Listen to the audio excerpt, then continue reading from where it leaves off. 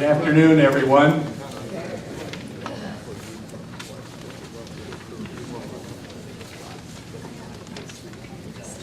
After discussion at last month's board meeting, we had expected to start today's program with a special presentation by the Oakmont Golf Club.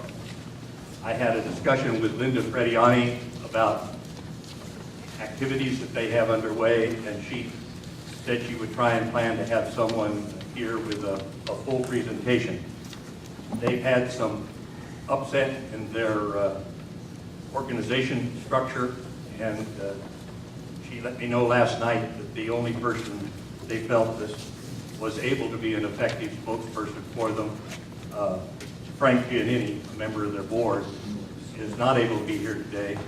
So I'm sorry that we're not going to actually get to see a full picture of what all the equipment supplies are that are beginning to show up on their property and how they're going to be used. But in light of the absence of Frank, we're going to have to wait until a future meeting to hear those details. And so I'll call the regular meeting to order. I see that we have a quorum, and so we need to adopt the agenda. I would like to start the discussion of that point by asking you to drop out 6A3, because the minutes of our special meeting on August 6th have not been completed, and so they're not included in the package for approval. Aside from that, are there any other changes that someone wants to propose in the agenda? I'm sorry I didn't notice this before, but there is one slight error in the minutes of the board meeting of July 16th. Item 13C is indicated in the minutes as being a unanimous vote. It was not.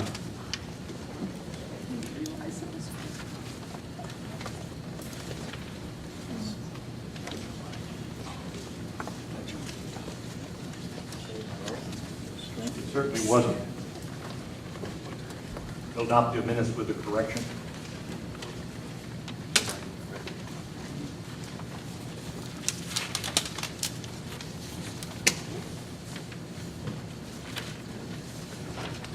Are there any other changes? Secretary, do you have one? You want your objection to that vote noted on the record? Pardon? You want your vote noted in the record? No, it was unanimous. I mean, this stated was unanimous. It was not. It was passed by a majority. Okay. No, I don't care whether my vote's been. Sometimes ask people who object. Thank you. If not, may I have a motion to adopt the agenda? Moved by John Felton, seconded by Herm Hess. All in favor? Thank you. Secretary, would you be the taskmaster, please? And John Felton, would you be the timekeeper for open member comment? Thank you. Now we have the members' open forum, and when I checked the microphone over there a minute ago, it was working, so you shouldn't have a problem when you're getting started. Please limit your remarks to less than 3 minutes. Good afternoon. My name is Pat Amadeo. I live on Oak Leaf Drive. Let me start by saying that I'm not going to make any judgments about the messages that are on the signages, the signs in Oakmont, but I wanted to talk a little bit about the numbers.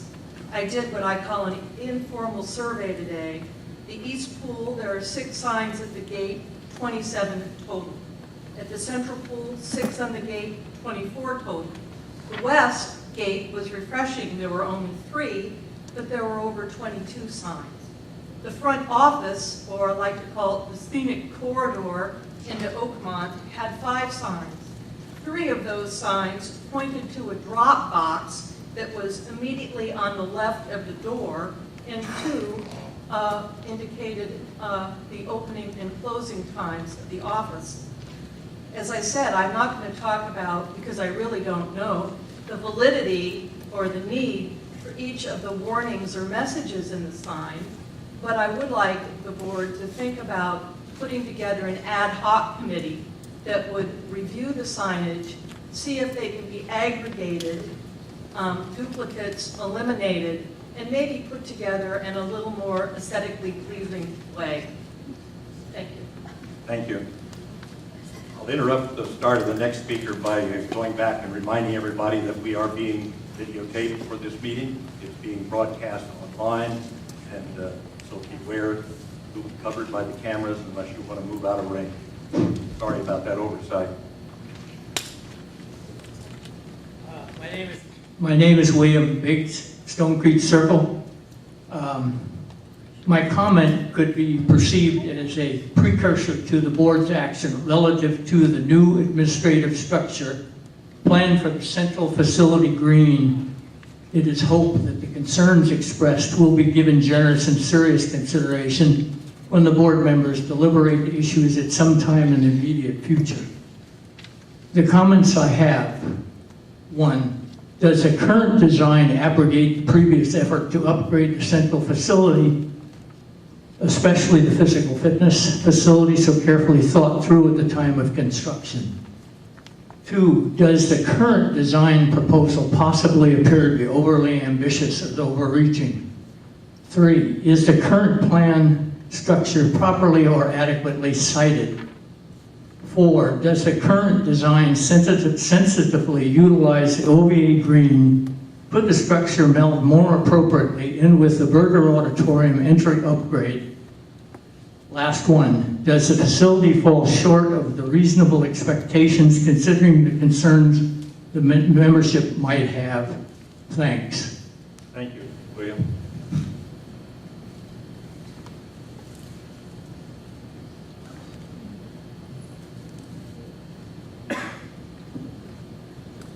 My name is Arthur Boot. I live at 6394 Meadow Ridge Drive, and I am the FIC, the Facilities Improvement Chairman. Since the new OVA board was formed in March, there have been some misunderstandings between the board and our committee. We were told 3 members of the board would attend our regular meeting on August 6th. At that meeting, Mr. John Felton read us his recommended proposal to be presented to the board at the August 20th meeting. I'll read a couple of comments from his proposal. Quote, despite all of your individual hard work, little, if anything, of substance has come forth from the committee as a whole. In reviewing the work of the FIC committee over the past 3 years, almost nothing has been offered to the board in a comprehensive, complete, and timely manner. Because the FIC has not demonstrated the ability to support the board in a functional way, we have no choice but to reorganize the FIC and rewrite the FIC charter. End of quote.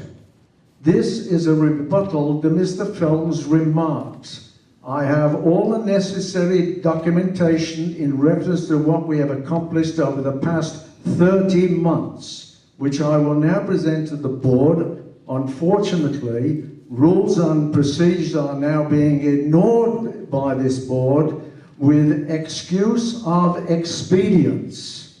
The FIC followed these procedures consistently, even though we were aware that additional time would be required to do so. Regardless of the outcome of this debacle, I cannot, in all honesty, continue to work with some of the individuals on the board who have shown their disrespect through their insulting and ignorant comments to me and the committee. I wish to thank my committee for all their work and achievements. We have done what we felt was necessary.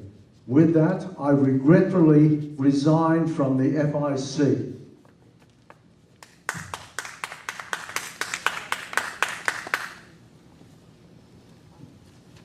Thank you for your speech, Art, and thank you for your service as chair. I'm Nancy Caldwell, 316 Mountain Vista Court.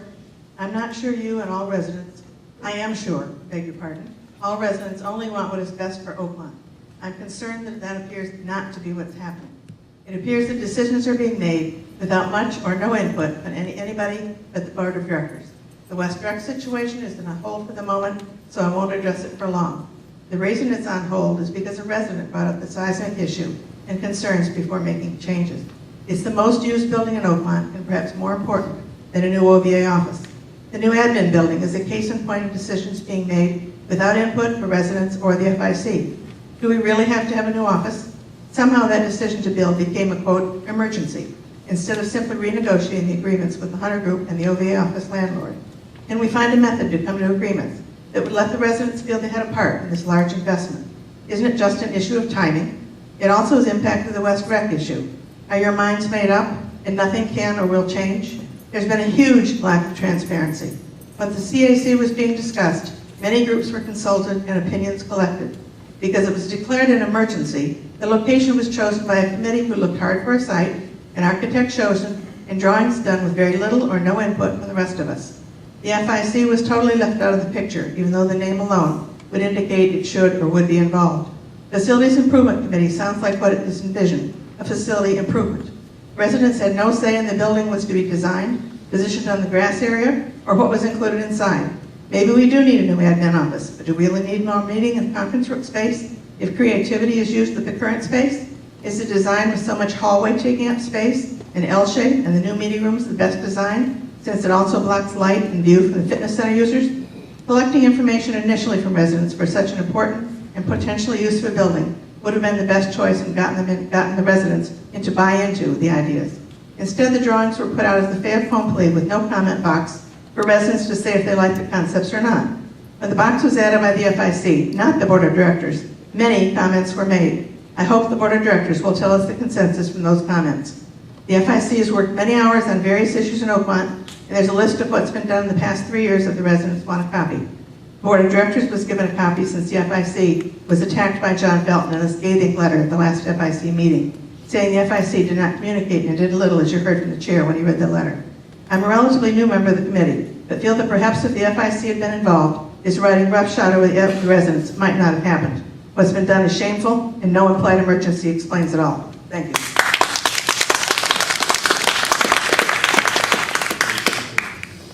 Jody Darby, 6398 Stonebridge Road. I have 2 comments, which I will keep brief. My first comment regards the new OVA administration building. Please reconsider the decision that was made fairly quickly to place it so that it blocks the light and view corridor from the fitness center. The fitness room is very important to the health of many of our residents here. If it's not such a welcoming place as it is now, will it receive the same use that it does now? My second comment regards is more rumor control. There is word going around that the parking lot will be restriped with narrower, the compact car spaces. I invite you all to come out and look at the side of my car, which has many dings in it from doors being flung open from the side. Also, please look at the way people park. Not everybody here is accurate in the way they hit the parking spots. I urge you to resist narrowing the parking spots in the parking lot. Thank you. I just want to offer one comment for you, Jody. The restriping is not designed to add more compact spaces. It's designed to simply change the angle of parking from 45 degrees to 60 degrees. And by doing that, you accomplish 1 additional foot of parking space. And therefore, for every 10 parking spaces at 60 degrees, you can get 11 parking spaces. 10 at 45 degrees, you can get 11 at 60 degrees. And so the overall will accomplish additional spaces without narrowing the existing parking space. Okay, thank you for that.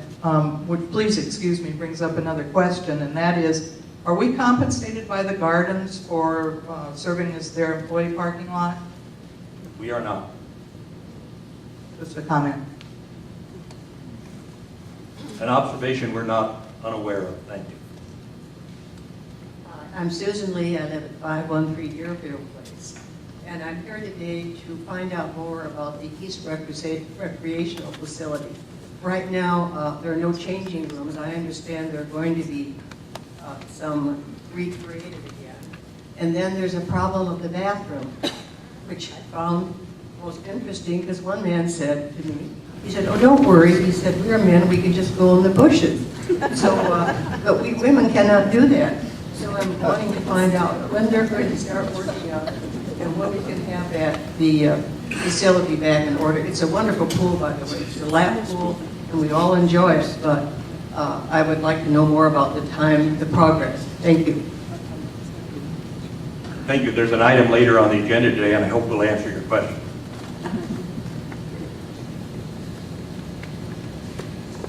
Hi, my name is Peggy Dombeck. I'm at 426 Woodley Way. And I'm here to talk about the proposed administration building. I assume that you all intend the best for Oakmont. And maybe it is the best, but it doesn't feel that way to me. And I realize I have not come to any of these board meetings before, but I think that probably most of Oakmont has not. And I feel blindsided by the whole thing, that this seems to be a fait accompli without hardly knowing anything about it.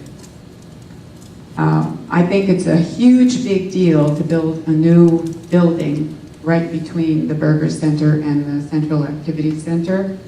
And I think it's something the entire community should be voting on, not a decision made by a small group of people, even if we elected you. Because I think a lot of people just are not even aware of it right now, probably. Everyone that I spoke to about this is totally against this building. I'd like to know more about why we need this building, about why we can't utilize the tremendous amount of empty space, rental space. It's got to be, I've heard comments that this building isn't going to cost us anything. I don't believe that.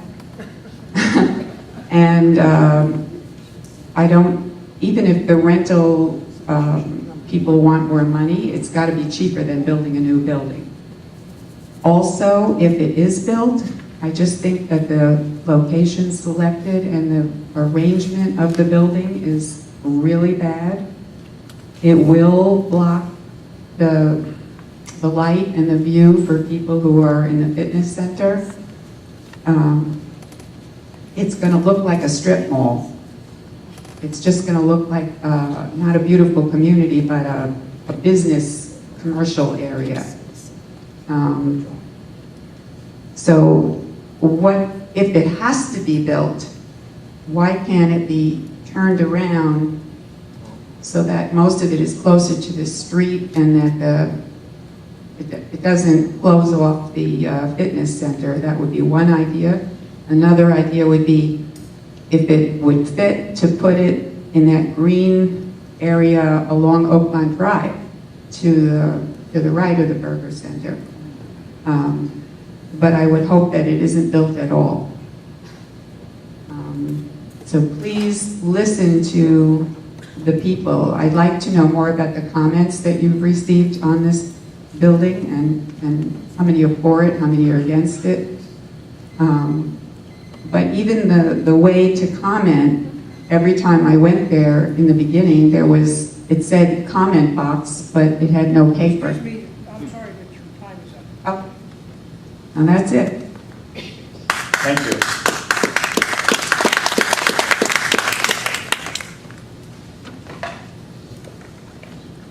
Noel Lyons, Hillsdale Drive, and I am here today as the secretary of the Oakmont Pickleball Club. Read a letter to the board. Over the last couple of months, the Oakmont Pickleball Club has had informal discussions with staff and board members regarding pickleball in Oakmont with regard to both the permanent facility and temporary accommodations on one or more tennis courts. Recently, the tennis club board has produced and publicized their concerns, so we'd like to address the issues they've raised. First and most importantly, Oakmont's pickleball players have no desire to convert any tennis courts for pickleball. What we do want is to share 1 or 2 courts until we have our own facility. Regarding such a facility, we've investigated various areas and identified at least 2 possible locations near the central pool, both the existing shuffleboard area and the existing putting green and horseshoe pits. Either of those could accommodate 2 courts. Since existing committees seem to have their hands full with several large infrastructure projects, we urge the board to appoint an ad hoc committee to shepherd this project. We've received 1 fixed price bid for 2 courts that the committee can use as a starting point. Meanwhile, we'd like to address other issues the tennis club had raised. The tennis club asserts that adding additional lines to a court makes it unsuitable for tennis, ignoring the fact that courts in parks, schools, and elsewhere are commonly marked for tennis, volleyball, basketball, and other activities. These marks may make one court unusable for tournament play, but this seems like a reasonable accommodation for a new and fast-growing activity. Nonetheless, the OPC is willing to accept the restriction that only temporary marking be used, which would be removed when scheduled events require all 8 courts. The tennis club has suggested that we don't need courts here because we can continue to play at the Saddle Club. However, we play there as guests with a $5 daily guest fee, which means that regular players are looking at $300 to $500 a year to play, when Oakmont courts, which we help pay for, are sitting idle. Regarding noise, published test results indicate that while the sound of pickleball is different from tennis, it is no louder. The tennis club notes that tennis courts appeal to prospective buyers, but they overlook the additional appeal of courts for the fast-growing sport of pickleball. Finally, it is clear that there are many times of the day when most tennis courts are idle. The OPC would refrain from playing pickleball during scheduled club activities. The tennis club board's assertion that tennis players could not even abide... I'm in the last paragraph. Am I okay? Go ahead. Thank you. Could not abide pickleball ever being played when they're playing nearby Seas Extreme. Please find the Oakmont Pickleball Club's item-by-item comments to the OTC board's concerns attached. There is an attachment. I was going to bring you copies, but my printer stopped working, and also you've probably got enough paperwork in front of you anyway. So I will see that you get hard copies of the letter and its attachment sometime after the meeting. Thank you. Thank you, Noel.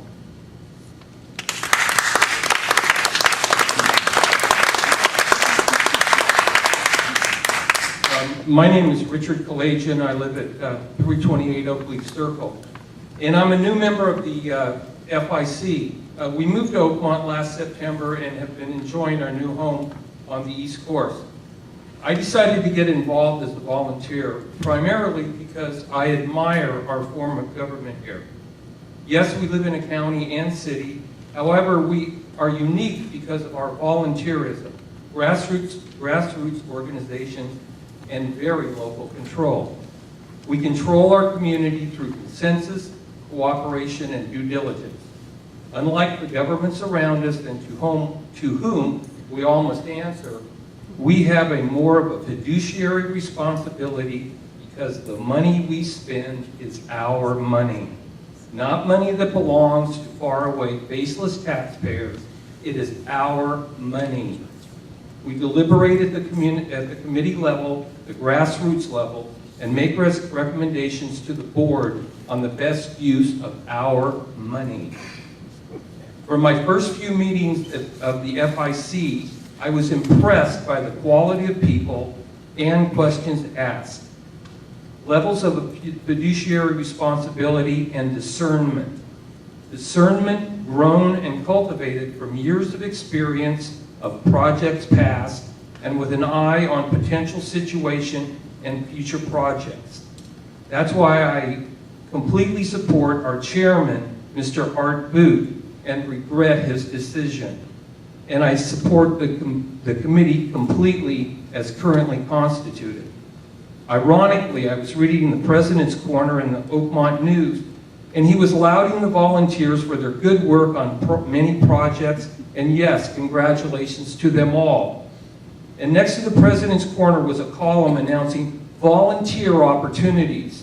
long-range planning, landscape improvement, Oakmont emergency preparedness, and Oakmont volunteers helpers.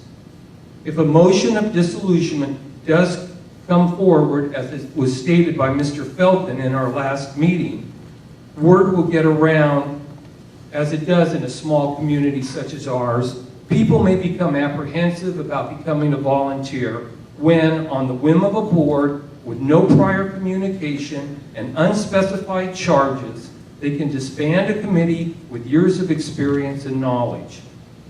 Unfortunately, we are living in a more and more complex time. We need to garner the support of our volunteers committees for their discernment and experience, and not concentrate more power and control in a few at the top.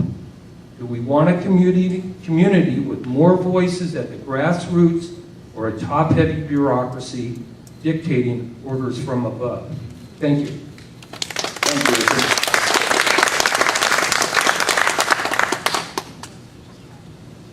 My name is Nick Beltrano. I live at 6961 Drive. My comments might serve as like a public service announcement. I'm a member of the 50th anniversary commemorative committee, and I wanted to bring to the attention of those in attendance and also take advantage of the video streaming for those who might see the board meeting on their computers or TVs. This whole commemorative event has been a cooperative effort of the Oakmont community, the commercial areas, the wineries, commercial entities, realtors, banks, etc. The OVA has taken the lead. OGC has offered its golf course. Oakmont Gardens has funded the community picnic. And what I'd like to do is encourage you all to attend the Parade of All Parades. It's going to happen on Saturday at 11 o'clock, Saturday the 7th at 11 o'clock. And I think you have seen the route in the Oakmont News. I encourage you to attend the free event after that, which is the Oakmont Community Picnic, and that's also called the Concert on the Green. Those are the Don Giovanni's. And that, again, has been a cooperative effort to celebrate our 50th year. Seating starts at 3 o'clock. The event is from 3 to 6. And both those events, of course, are free to the public, to Oakmont residents and their invited guests.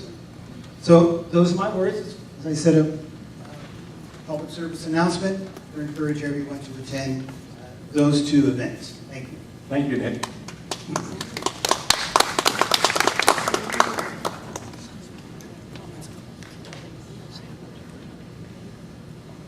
My name is Mary Ann Graham, 6459 Pine Valley Drive. I also would like to know how many people have sent letters and made comments about the building. I also believe that it's being built in the wrong place. I think we can do better than that. I thoroughly agree with Mr. Herman's comments that he made in the paper. And I would also like to comment on the Facilities Improvement Committee. They have worked so very, very hard in the last 4 years that I know of on the West Rec remodel. And they are extremely dedicated, hardworking people. And I just think it's a shame that the comments that have been made about them and the fact that it is being constructed and expanded. So please take the comments of the Oakmont residents to heart. And I just, back to the building of the OVA office building, I just feel like this is being pushed through without proper discussion at all. Thank you. Thank you.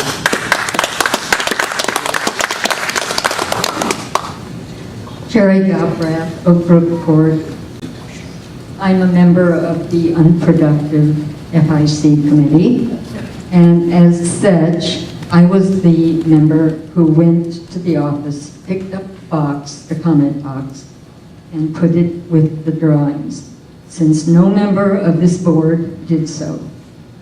I don't know why, and I would like to ask you now, why didn't any of you put out this comment box for the residents. Do you have a response? Obviously, it was an oversight and one that was followed through on by the appointed coordinating team. And they have carefully tracked all of the cards, answers, and summarized to be sure that the members of that team have that information. I think Don Green in line behind you would be glad to answer it better, Jerry. Good. Because that was my next question. Are we going to know the comments? Will we get a tally of the comments? Mr. Green. Thank you. Don Green, 9217 Oak Trail Circle. I am on the committee working on the new Community Business Center. Essentially, we're the same team that did the CAC 40. And I think you generally will agree we did a pretty good job on that facility. One of my tasks on the new committee is to collect all of the comments that you residents have put in the suggestion box. To date, there have been over 250 comments put in that box. I personally have collected them all, read every single one.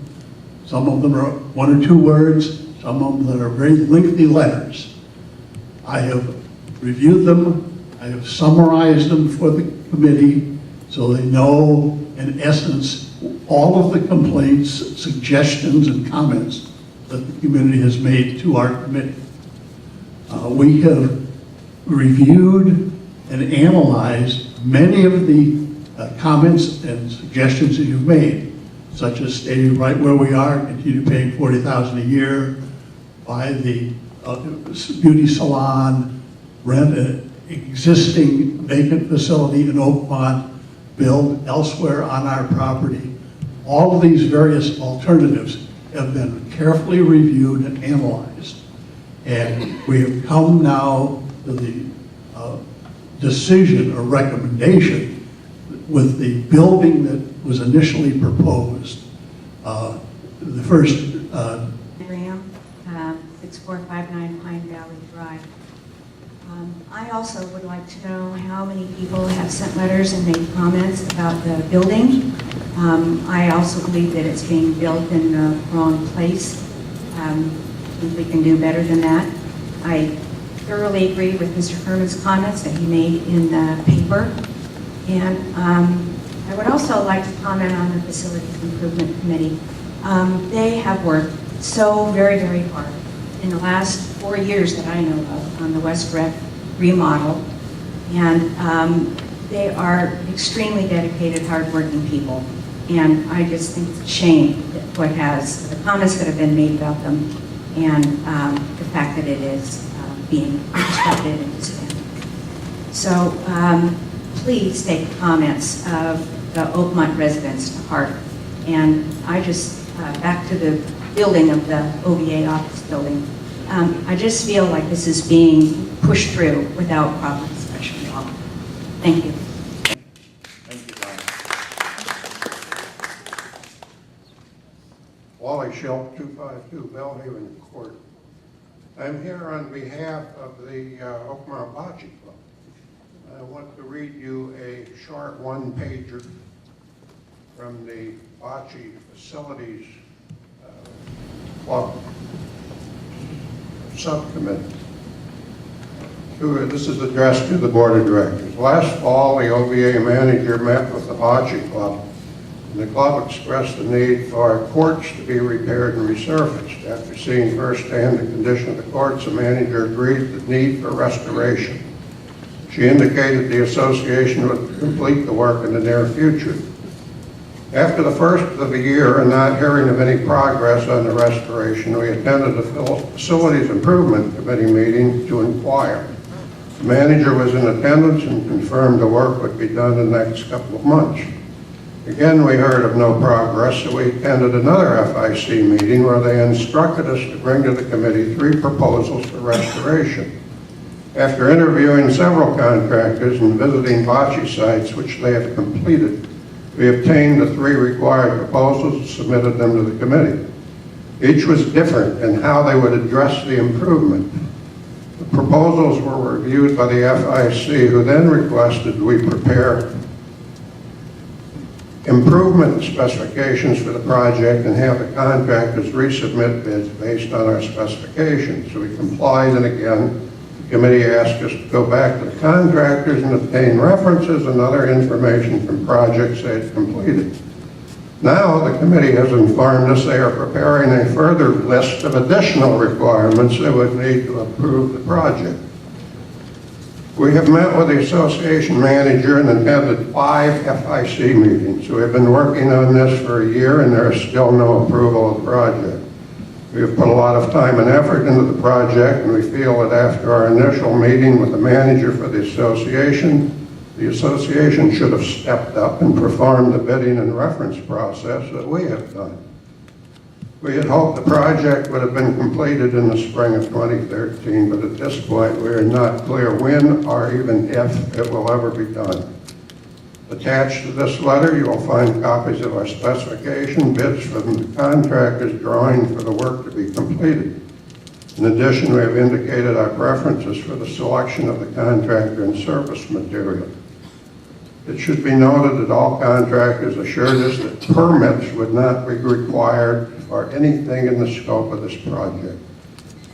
We are asking that the association assume responsibility for the process and completion of the project. We stand ready to assist as needed. And I might add from personal experience. Time is up, Wally. Okay, this started 2 years ago, not 1 year ago.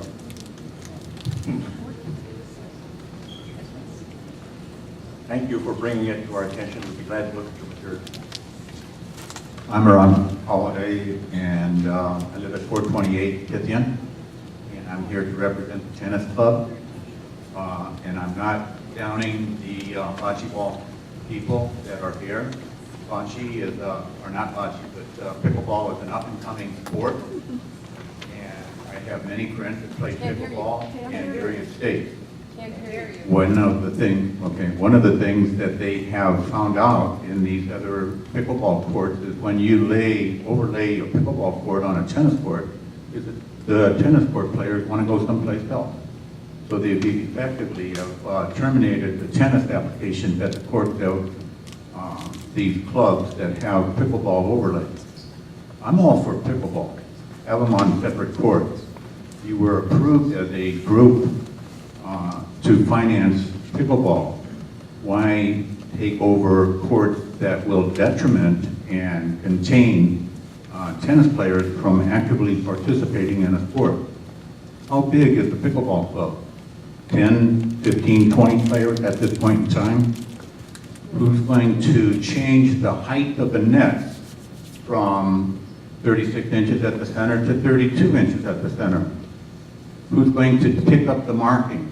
Who's going to change and do all the maintenance required to alter the tennis courts to pickleball courts and then revert them back? It's some maintenance group that's here in Oakmont that has to do that kind of work. And fortunately, right now, the tennis players play and join a club to play tennis. If you're a pickleball player, do you join the same pickleball court, or do you join and have your own court? The decision is up to the board, but by the same token, the board is also has authorized the pickleball club to have their own courts. Let's get them into the act. Playing at the courts over here is $5 per person per player. My wife goes over and plays bridge there at $12 a night per visit. How about that? That's a little bit more expensive than pickleball play. It's how many people have gone to West College, to the courts over there, and asked management how their tennis attention and participation has taken place. You need to address the issues of participation at these different locations and then make a decision. Thank you.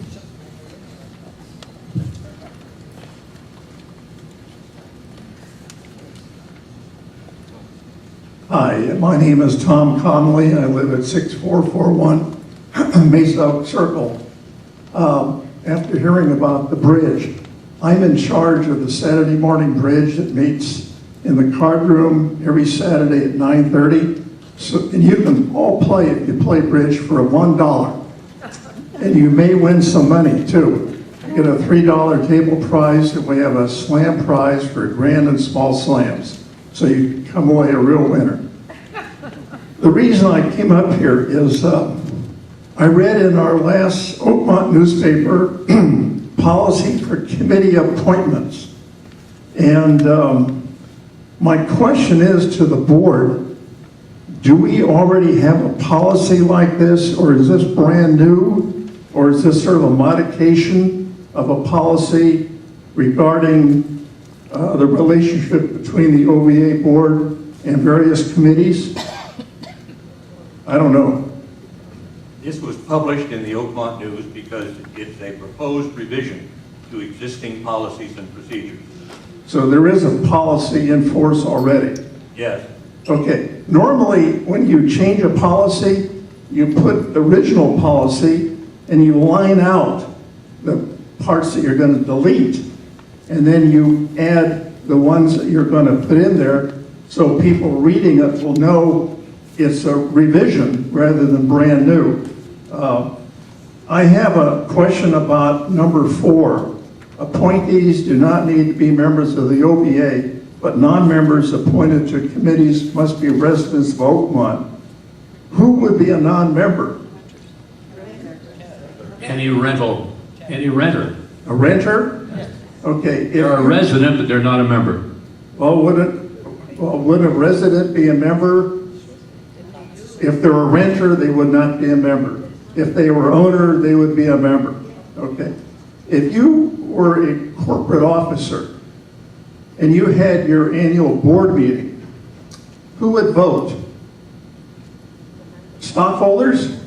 Or would you open it to customers of your product or service? To me, a renter is sort of like a customer. They don't have a financial interest in this organization. They're transitory. And I pay dues. They may or may not pay dues for the use of facilities. They have the use of facilities, but they're not here on more. I've been here 15 years, and I have a feeling from going by garages of tenants that are full of stuff that their cars have to park in the driveway, that they really don't have the same interest in the community. I know that's probably not an accurate statement, but that's sort of the feeling I get.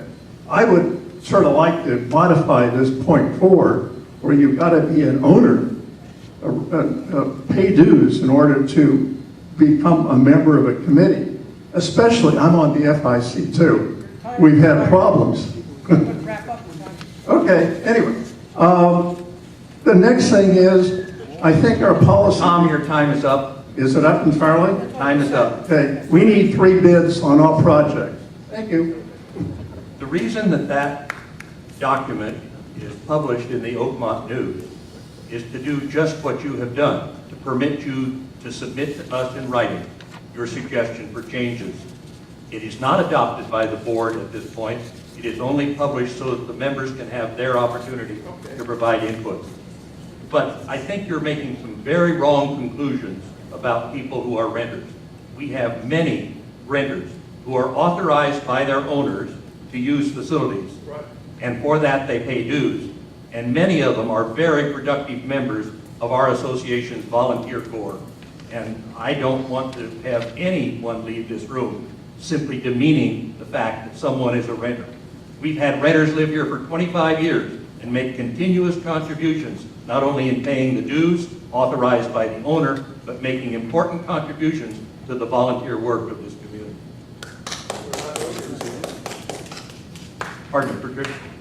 I wanted to point out that the people who reside in the Oakmont Gardens, many of them who have been here for 10 or more years and are also productive members of your community, are by definition renters because of the way their household is set up, that they are contributors to your committee. And that is really why I believe the original documents were set the way they were, to include the Oakmont Gardens residents as part of the community. Thank you. Elmer? Eleanor Brodnansky, 7495 Oakmont Drive. This is not a contentious thing. I'm helping Susan Millar with the decorations for the dinner dance on September 6th. And we sure could use some help putting together a bunch of things that we decided to have on the tables. So if anybody is creative and would like to help us, I have put a sign-up sheet on the little table back there at the back of the room. And put your name and phone number and email address. Thank you very much. Thank you, Eleanor.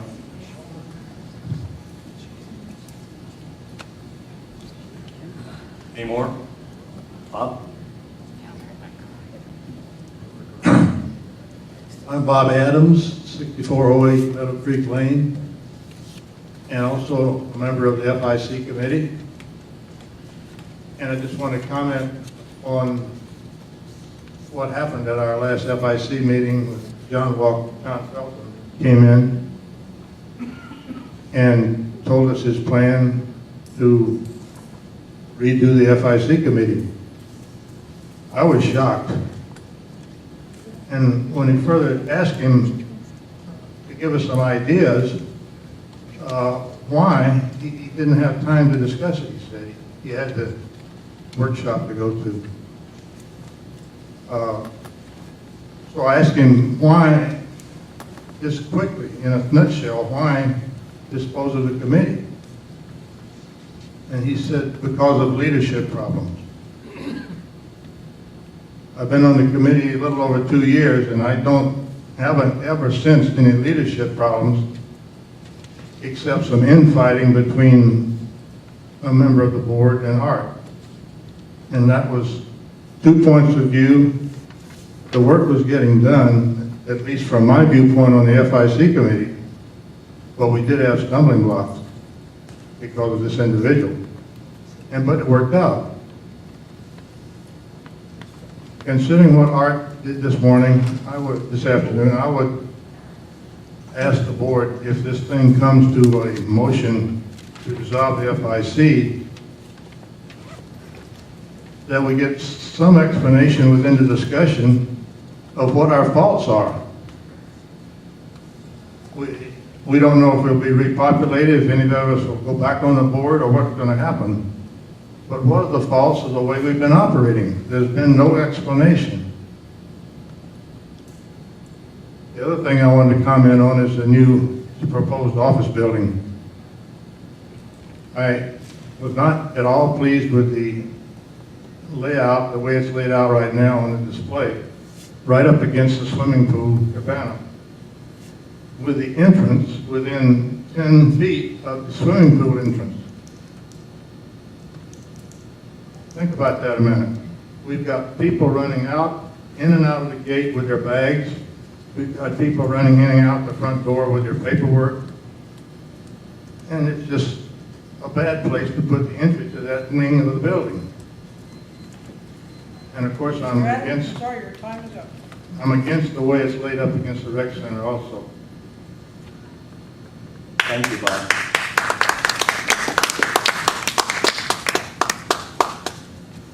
I think one more, please, and we've got to get on with the business of the meeting. Oh, good, because I'm the last member of the FIC committee to address the board. And my name is Tina Daly. I live at 165 Oak Shadow Drive.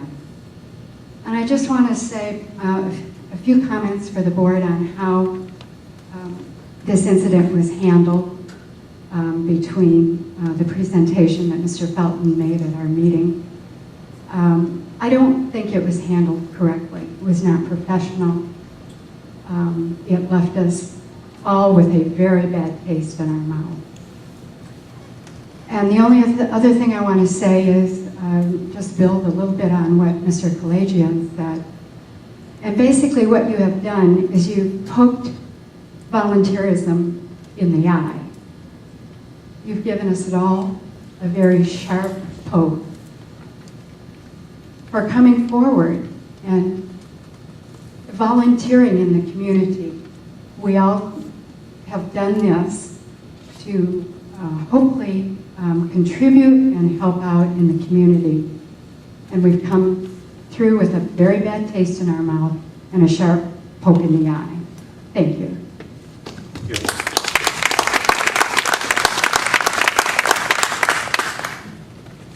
You want to get up to the microphone? I'll stay right here, thank you. Mr. President, I'd like the floor if I could, but I don't know that we want to take any more time. You suggested I read this letter at the open forum, and so that's what I would like to do if I could. I didn't suggest you read it. I suggested if you wanted to read it, you could do it. All right, I want to read it. Okay. This is a letter that I sent to each board of directors a little over 3 weeks ago. It was an output of a question that John Taylor put to me as what I would do if I was king. I didn't answer him very well at the time. But these are my suggestions, or some suggestions to some of our dilemmas. And I would like to read this letter if I could. You fellow board members and residents of Oakmont. As some of you are aware, I have had increasing concerns about the directions we are taking in regard to the various projects involved with upgrading our facilities. I feel that we have made mistakes, some of which I personally feel were serious. In case any of you get the idea I'm pointing fingers, remember that I am as culpable as any in regard to these mistakes, as I can recall only once voting against any actions taken by this board or previous boards that have gotten us to this point. But I do feel we now have a dilemma, and I think this is shared by some other community members. Our agreement with the Hunter Group regarding the payment of in lieu fees for joining Oakmont has put us under what I feel is undue timeline pressure to develop plans for making use of those amounts of money or services due from the Hunter Group. This has not allowed us the time to consider alternate concepts and solutions. And in hindsight, there was no need to demand upfront payment of those fees. An agreement with them similar to that for the orchard would have worked just as well. We have gotten just as much money, only spread over a few years, and certainly would have relieved us of the time pressure we are currently under. Because of this above the situation, and because of my strongly held belief that our major function is the provision of recreational activities and facilities for our members, I have some suggestions to make. First, make an attempt to renegotiate the agreement with the Hunter Group that eliminates the need for upfront payment or in-kind service, and instead substitutes an agreement similar to that in effect for the Oakmont. Is this possible? I don't know, but I think they would be amenable to such a renegotiation, as it eliminates the need for them to consider how they will deal with the upfront payment and could give them a specific amount that they can build into their pricing structure for new homes. It would certainly relieve us of the need to make early decisions on how we were to use that upfront money or services and allow for a more considered look at the development needs of our facilities. Second, we should immediately plan on solving the housing needs and installation of the new switchgear equipment at the Central Complex. My suggestion would be to include this in a new structure to be built that would also house the pool equipment. This is presently on the plans over at the CAC. Housing the pool equipment, this is also a critical need. This might cost more than if we could incorporate it in some building, but it clearly separates a critical need, and the switchgear is a critical need from the non-critical need, but also a need of an office and or another community service building. Third, we need to concentrate many of our efforts on the decision regarding the West Rec facility. And I won't go into this paragraph because we are already have put a hold on the West Rec until we get the on any decision on the West Rec until we get the seismic study. Fourth, I think it is obvious from my comments at various times that I think placing the OVA business office anywhere at the Central Complex is a mistake. But I certainly recognize that in the long run that may be necessary. But I think we should consider all possible alternatives before making that final decision. In light of that, I would suggest that we return to a consideration of the vacant beauty parlor property. It is my impression that we rejected the possibility of meaningful negotiations for this property because we felt it might cost too much. But at the time we made that decision, we were thinking of a sum in the neighborhood of $700,000 to $750,000 for the cost of the new office structure. We are now looking at an estimate of around $1,100,000 for such a structure. And considering what we now know about escalating costs and other projects, we can count on a final cost of 10 to 20% above that. Consequently, negotiating for the beauty parlor building might now be feasible and should at least be investigated. Finally, in line of our responsibility to provide recreation activity for our members, I believe we should immediately start the process of converting the existing shuffleboard courts to 2 pickleball courts. This project in no way impinges on any of our other projects and does make better use of the limited amount of land the OVA owns. These suggestions make sense to me, but I recognize they may not make sense to others. They may or may not all be feasible. They may be accepted or rejected. They are my best shot at solutions for our facility needs and offered in good faith, recognizing that no one should be faulted for any previous decisions. But if changes are being made in our considerations of these projects, they do need to be made now. And I'd like to make one final comment. There are differences of opinion within this board about many things. As an example, in John Tater's article on August 15th, You're really overdoing your time, Herb. Pardon? You're really overdoing your time for open forum talk. All right. Can you just finish up? Just finish, go ahead. Can you just finish up? Go ahead, Mr. Hurley. Said I'm out of time. Finish it. Finish, there's no time for this, there's no time limit on this. Like every other resident, there's a 3-minute time in the open forum, and he's taking advantage of that, even though he sits here as a director. And I don't believe that the director should get special treatment in that regard. And we've all had a chance to read his material in the paper as well. So I'd like to go on with the rest of the meeting, please. The next item on the agenda, item number 4A, is the president's comments. And I'd like to begin that with deferring to Bill Anderson, who is chairman of the Manager Search Committee, and ask Bill to report to the community on where that hardworking committee's efforts stand. Yeah.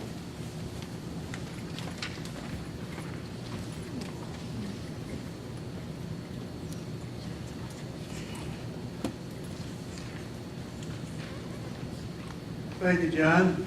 This is the interim report, the first interim report of the OVA Manager Search Committee for the year 2013. And I know this meeting is already going on very long, but because this is our first interim report, I'd like to be sure that the board understands where we've been, where we are, and where we're going. Our committee had its first meeting on Monday, July 15th in Suite 9 at the OVA office building. Yesterday, August 19th, we had our 6th Monday afternoon business meeting. Our search committee started out with 8 members, but one, Stan Lindsay, regrettably had to drop out for personal reasons, leaving us with 7 ongoing members. Stan brought us the perspectives of a former municipal manager and was certainly a valued asset as we widened our search network. We solicited suggestions from the community and received valued input through our special email address. We posted the position on Craigslist, League of California Cities website, CCAM, which is the California Association of Community Managers website, and Adamant Incorporated website. Adamant is an association manager recruiter. Now, these postings have resulted in the receipt of 57 resumes to date that we have reviewed, plus others that were not really relevant. We have just retained Adamant to specifically find qualified large association manager prospects. We're accepting applications through August and probably beyond if interesting resumes continue to come to us. The current 7-member committee is working diligently and daily as we review and rank resumes, interview by Skype video the candidates that we agree have the best resumes, develop and refine questions that we ask each candidate, schedule the interviews, communicate with candidates, do research, and discuss other recruiting possibilities.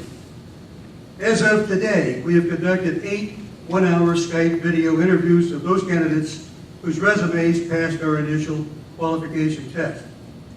We have 4 more scheduled this week, with 3 more possibilities in the offing. These interviews are held mainly where the candidate can be available, and have been held as early as 8 a.m. and as late as 6 p.m. Once these initial interviews are completed, we will spend time evaluating and ranking to see if we can agree on candidates as being the most qualified to manage Oakmont and eligible to be on our list of 4 to 6 for submission to you, the board. And let me say that I really feel privileged to be chair of this committee of outstanding volunteers who are freely committing their time and foregoing their normal activities in order to make this task their #1 priority. Those committee members are Brian Adams, Pat Amadeo, Kathleen Conley, Bob Giddings, Noel Lyons, and Mike Noble. I'm sure you recognize all of these names of people who are always willing to work for the benefit of Oakmont. Any questions, board? Their work is on the subject of our executive sessions. If you have any questions, thank you, Joe. Thanks very much. The second thing in terms of the president's announcements is to comment on the fact that the manager has been searching for a replacement for our facilities maintenance manager and has had some success there. Tricia, do you want to bring the community up to date on where that stands? We did a similar search, and we used a local headhunter, if you will, or HR person skilled at finding people for us, because we had gone out similar to the management search committee and had gotten a large basket of people and needed help narrowing it down. I went through, I think, 22 resumes of really qualified people, narrowed it down to 3 that I presented to the personnel committee. Each one of them I believe to be equally qualified to take over the responsibility of facilities maintenance manager. As a result of those intense interviews and consultation with the personnel committee, I engaged a young man. His name is, oh gosh. Mark Rogers. Thank you, right out of my head. Mark Rogers, and he will actually start tomorrow. This is really a quick turnaround from the time that we made the decision to him starting, but I need some time to get him oriented as I, again, relinquish the responsibility of facilities manager, which is what I'm doing now along with my other tasks, and get him oriented so that when the new manager comes on, that at least the facilities maintenance manager will have some idea where the west facility is and where the east pond is and how to deal with the well and some of the other projects that are going. So he's starting tomorrow, but he does understand that we've done some background checks. We're checking every one of his credentials. We are asking him to submit all the same tests that all other employees must submit to, and he understands that there's in the next 6 weeks or 5 weeks, what I have left here, he has to pass all of those tests if he's to remain on board. I think you will find him very courteous, and I want to underline that, as well as very skilled and knowledgeable. He has plumbing, electrical, sheetrocking, carpentry, construction management. He understands the software. He knows how to report. He speaks well in front of people. He likes helping other people. He will be a good cross-trainer for the team.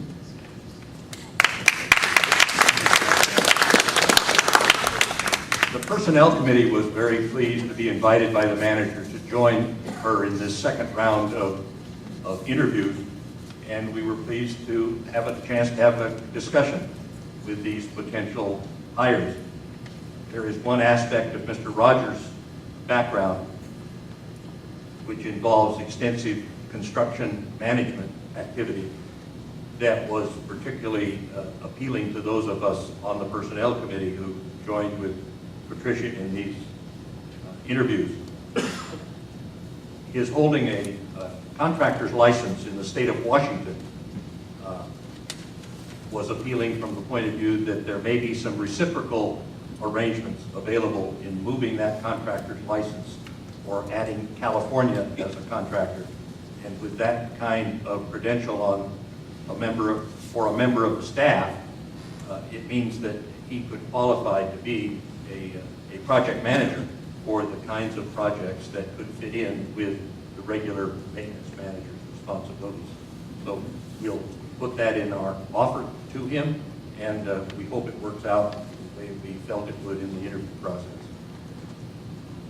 Next item on my report to you is that we've also asked the manager to put out a request for proposals for plaza project managers. At the board's special board meeting on August 6th, we approved the FIC and the Finance Committee's recommendation to fund the work on the project, inasmuch as the city had granted us a design review permit. We do have a few more days to wait for the actual building permit, but we wanted to move ahead with a request for project managers for supervising this important assignment. We also asked the contractor what kind of a schedule we would have to work with so far as work on the plaza is concerned. And Mr. Hardy reports that it will take 3 days to do the demolition, about a week after that to do the grading of the site in front of the east entrance to the auditorium. The construction of underground electrical and piping will take a week and a half. The paving and the concrete work that goes with the design will take another 3 weeks. And then there is another 2 weeks after that for landscape work.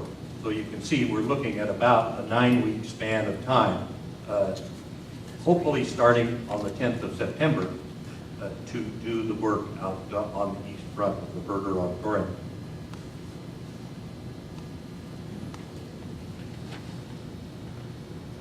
You will be reading finally in the papers, I imagine, because the Press Democrat does a good job of promoting it, that they have advised us that the Best Senior Community Award for Sonoma County goes to the Oakmont community.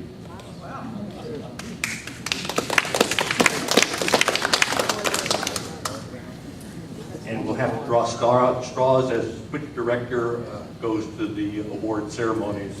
There are 2 free tickets on the 10th of September.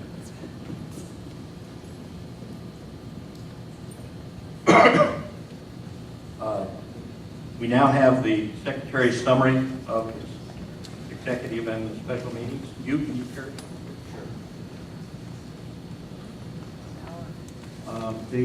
The board held its executive session on Tuesday, July 16th, commencing at 3:15 p.m. President Taylor called the meeting to order at that time. Everybody was present, including myself and Trish Arnold. The board discussed and considered the status of 6 delinquent accounts previously referred to Pro Solutions for collection, and unanimously approved acceptance of the recommendations of Pro Solutions as to each account, except one which required input regarding a proposed settlement. Association manager. Can you bring the mic closer to yourself? Oh, okay. Association manager Arnold reported regarding 2 personnel matters, and the board provided her with direction as to those. President Taylor made an announcement regarding the ad hoc manager search committee, and the meeting adjourned at 3:55 p.m. Thank you. And the other half of that announcement is that what I just mentioned a few moments ago, that the special meeting was for the purpose of approving the Berger Plaza project and approving in conjunction with that up to $18,000 for the project manager for seeing that it's done properly. Item 5 is ratification of actions taken outside the board meeting. There was an accident on the pathway past the tennis courts at the West Recreation Center, which resulted in an emergency requirement to repair that asphalt. The manager immediately got a bid to have that work done for a total of $6,445. So I'd like a motion to affirm that action, please. Jim Kaiser, Herman Hess. All in favor? There was a second action taken which does not require a vote, but which I wanted to be sure was recorded because it kind of... John, excuse me, I have a comment with regard to the paving. Thank you. Okay. Having heard about the accident, I went down and walked the pathway and noted that the areas that are marked to be repaired, and I also noted that there are other areas that are unmarked that are almost as bad as the ones that are marked for repair. It looks like this work will be done in 2 phases. The first phase having to do with excavation of the certain areas that are very uneven surfaces and come back and put in the asphalt. The final phase of putting in a seal coat. Now, if the seal coat is such that it will cover up some of the things that are not marked for repair, that may be okay. But I'm concerned about spending $6,445 and maybe ending up with something that is not as good as we'd like to have it. Do you have any comment? Yeah, there's, unfortunately, that path is, as you already know with discussion about the west, is right at, actually it's inside the shoulder of the creek. So it's illegal if you want to get technical about it. There's a limit of how much you can actually repair at a time without having to go to the city. And the areas that we mark are just under that limit. And unfortunately, I think the history of Oakmont's path is going to be that in order to keep that path there, you're going to have to do midnight repairs, as they call them, piece by piece by piece, and then every once in a while do an overflow seal. But to repair more than what you've got there will put you into another category and put you perhaps in the limelight or the radar of the city, and I don't think you want to do that. And the county, and the state, and the federal, and all the rest. Is that based on a square footage? Yes. I think we're doing what we can. We're doing what we can for the moment. The other item on the agenda was to report to you that the executive committee that involves John Selden and Fran Diaz and Evelyn George has been working diligently to refine the details of the repairs that need to be made to the east shower and locker room. And they found that through a special order process, we could get tile that would match the tile work that does not have to be removed from either of those places.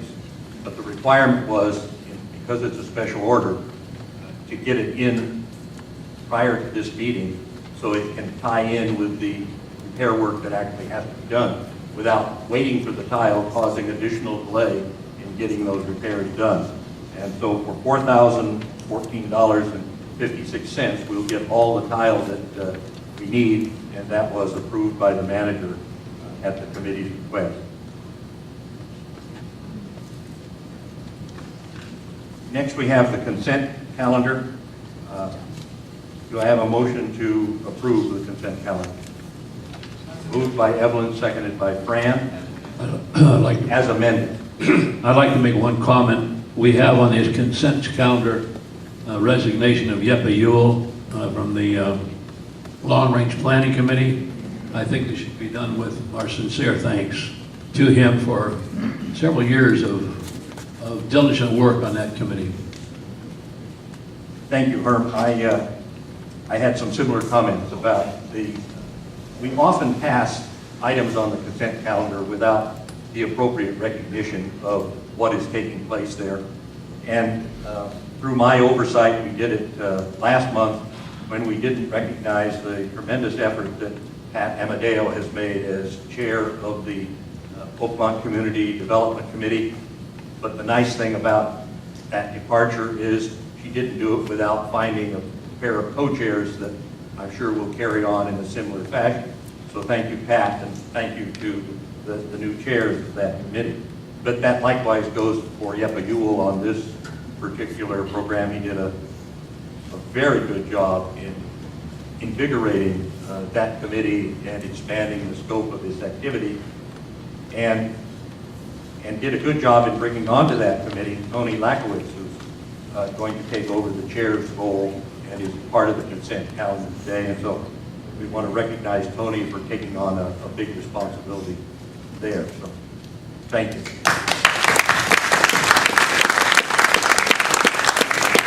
So with that, we still need to approve the motion to accept the consent calendar. All in favor? Did I overlook any other recognition? Thank you. Treasurer's report is next. Chuck? Okay, for the month of July, we had revenue of $167,000 with expenses of $154,000, which is 2% better than budget, leaving us a surplus for the month of almost $13,000. On a year-to-date basis, the revenue was $1,192,000 with expenses $1,039,000, 6% better than budget, leaving us a surplus for the year of $154,000.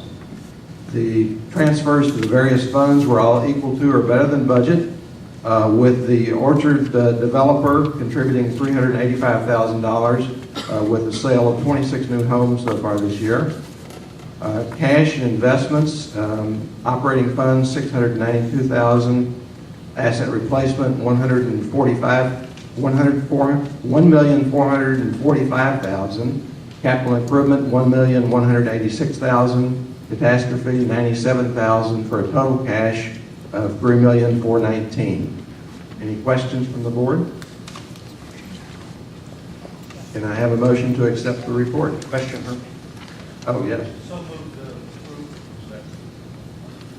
Pardon me? It's a motion to accept rather than approve. Thank you. All in favor, say aye. I'd like to make one quick comment. You'll note that we have a surplus of $153,000 so far in the first 7 months of this year. I think that speaks well to our treasurer and our manager's management of our funds.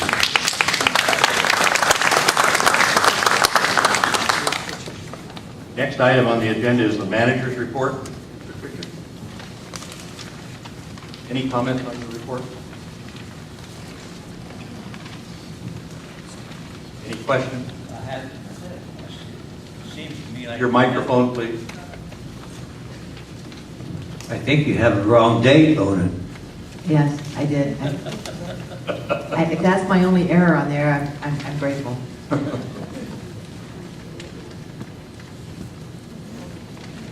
We also have scheduled today some, pardon me, I skipped the committee recommendation.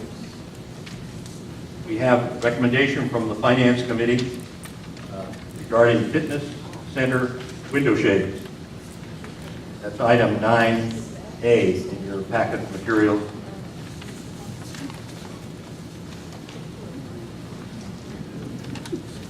The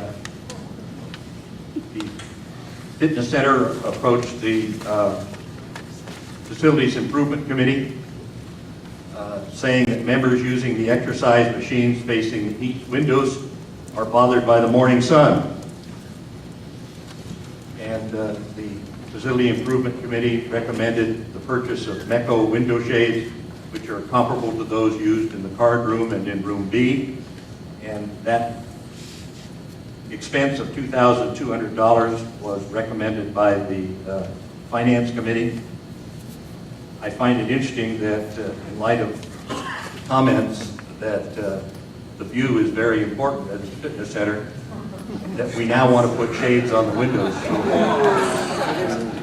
And they can be lifted. Shades can be lifted when the sun changes. We're out of order. Stay with this. Right, yeah. I need a motion, if board members are so inclined, to authorize the purchase of MECO window shades with $2,200 coming from the Capital Improvement Fund. So moved. Moved by John Felton, seconded by Herm Hess. All in favor? Record my vote as no. I can't deal with the incongruity of a few hours during certain months of the year that the sun shines in the windows for $2,200. I'd like to make a comment. It's not true. The blinds can be changed. When the sun lifts, which is very quickly in the morning, the blinds can be changed to let full view and sunlight into the fitness center. Thank you.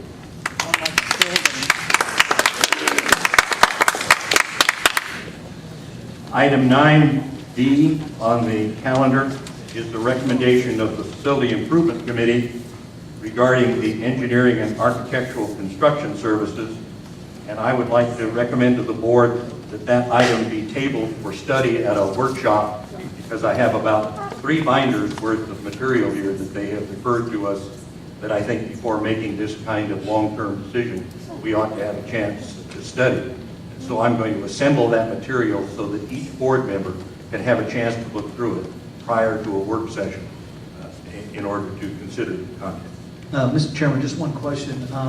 I was under the initial impression that when we were looking at this particular item, that the people or persons that we chose for this would also be storing all of our drawings and everything electronically. Is that still, is that a good assumption, or is that, am I in error?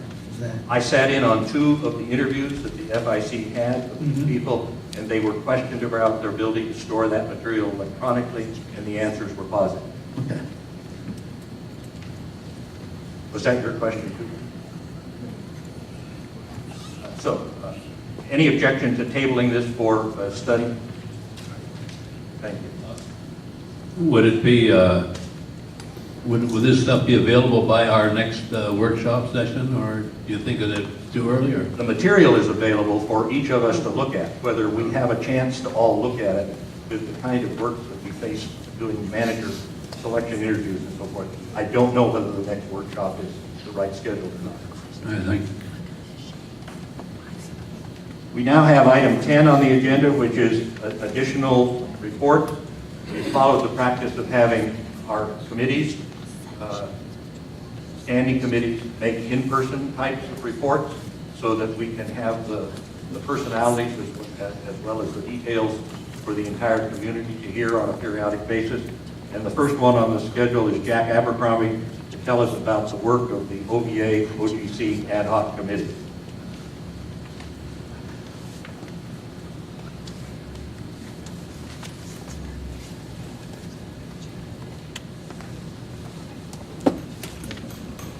Thank you, John. Strange to be on this side of the table. Our committee was chartered at the December 18, 2012 board meeting, and we finally got organized and operational in the middle of May. I'll read you the members of our committee: of myself, Andy Altman, Bev Harris, Ellen McClintock, Bob Sorensen, Tom Woodrum, Linda Ferdiani, Nick Beltrano, Nono Leone, Bill Smith, Gene Turner, and John Williston. Since the middle of May, we've been meeting every other week, and principally we've been covering topics about what is the history of the relationship of the OVA and the OGC. And it took some while for a lot of us to catch up on some of us who are longtime members of OVA and some of the new members in our community. And we've explored a lot of ideas on how to improve communications between these two organizations. Along the way, we're considering items such as opening up the golf course activities to non-members as well as members. Some of the suggestions for OGC action was to make the East Clubhouse available for OVA committee meetings, make the OGC website more readily and friendly available for all residents to access, special golf course lessons for non-OGC members. I conduct walking tours of the golf courses so people become more acquainted with the beauty of our golf courses. Provide invitations to OGC socials, focusing on selected neighborhoods. Offer free golf passes to new residents. Assign a board member as a liaison to the OVA board, or improve communications. an acknowledgement that there is a need for OVA support of the OGC. Suggestions for OVA actions was support the OGC water issues with the City of Santa Rosa and other agencies. Excuse me. Provide assistance in sourcing additional water resources. OVA website should be modified to promote the beauty of our golf courses. Continue to support the memorandum of understanding that are currently in place. Assign a board member as a liaison to the OGC Board of Directors. And again, acknowledge that the OGC is a valuable community asset. In summary, both organizations need to acknowledge there is a need to be an improvement in the communication between them, and they need to take the necessary steps to do so. We have a draft resolution that we'd like to present to the OVA, in which we will also be presenting to the OGC Board. It reads as follows. Whereas the Oakmont Village Association and the Oakmont Golf Club recognize the importance of each entity to the success of the other, and whereas both entities desire to formalize the mutual interest each has in the other, and whereas both entities desire to formalize the mutual interest each has in cooperating and working in unison on matters of concern and areas of mutual benefit, now, therefore, be it resolved that the Board of Directors of both entities pledge to work together to improve communication, cooperation, and relationship between the partners. As I mentioned to you earlier, Mr. Taylor, I'm presenting this resolution to you for your board to take into consideration. This report will also be presented to the OGC board on the 28th of this month. Thank you. Thank you, Jack. Questions on the board? Question, would that resolution microphone be considered? Your microphone. Would that resolution be considered a memo of understanding? You would have to clarify that. I don't. It's merely a statement that we'd like to see this board and the OGC board both recognize the value one has to the other, to the entire community. Okay, I think it would suffice as you presented. Thank you. Any other questions from members of the board? Any questions from members of the audience? Jack, is your committee going to continue? You have an executive. Yes, at this stage, we're ready to put some meat on the suggestions and take those to each board for them to act on. We are not an acting committee, we're a recommendation. Without objection, we'll put that resolution on the September 17th board meeting agenda. Thank you, Jack. Appreciate the work of getting that ad hoc committee underway.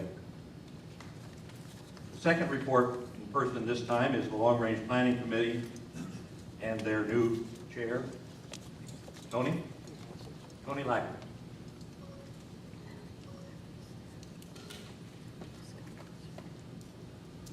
Hello, my name is Tony Lakowitz. I'm a resident of Bellhaven Place. And by my watch, I have been chairman of the Long Range Planning Committee for about 15 minutes now. And I'm here to give you the benefit of my extensive experience, background, and knowledge in all things long-range planning for Oakmont.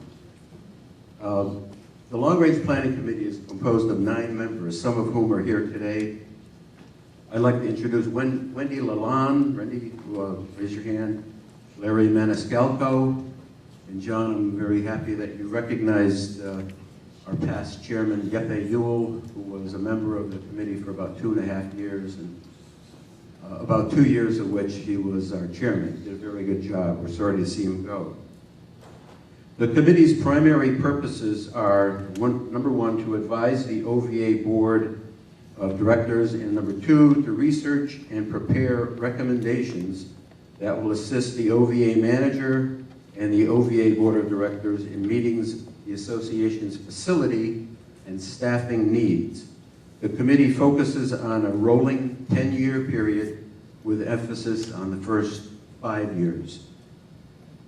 The purview of our committee includes facility utilization, long-range planning, and major upgrades and new construction for the association's existing owned and leased facilities, including buildings and grounds, the association's social, intellectual, cultural, and physical facilities and associated services, all undeveloped association property, and we do have some of that, and any new acquisition.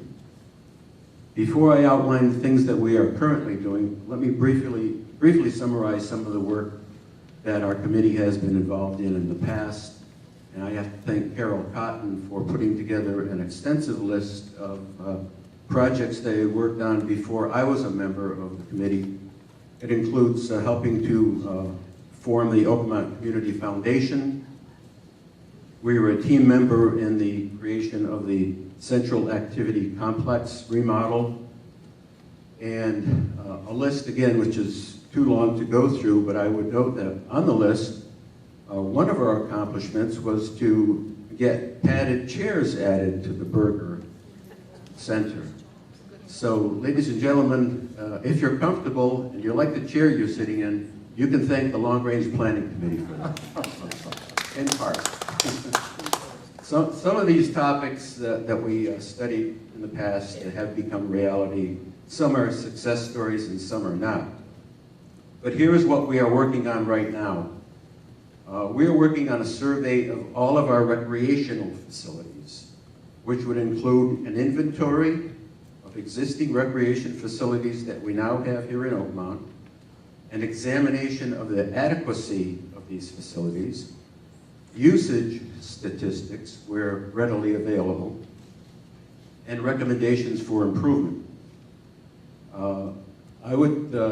This would include suggestions for the following. What of our recreation facilities are the most popular? What facilities are underutilized? How effective are our existing facilities in meeting our needs? Can we identify emerging future recreational facilities and needs? And yes, this will include pickleball. And we will also examine some other senior communities in California and nearby that are similar to Oakmont to get some ideas of what they're doing, and maybe they could help us.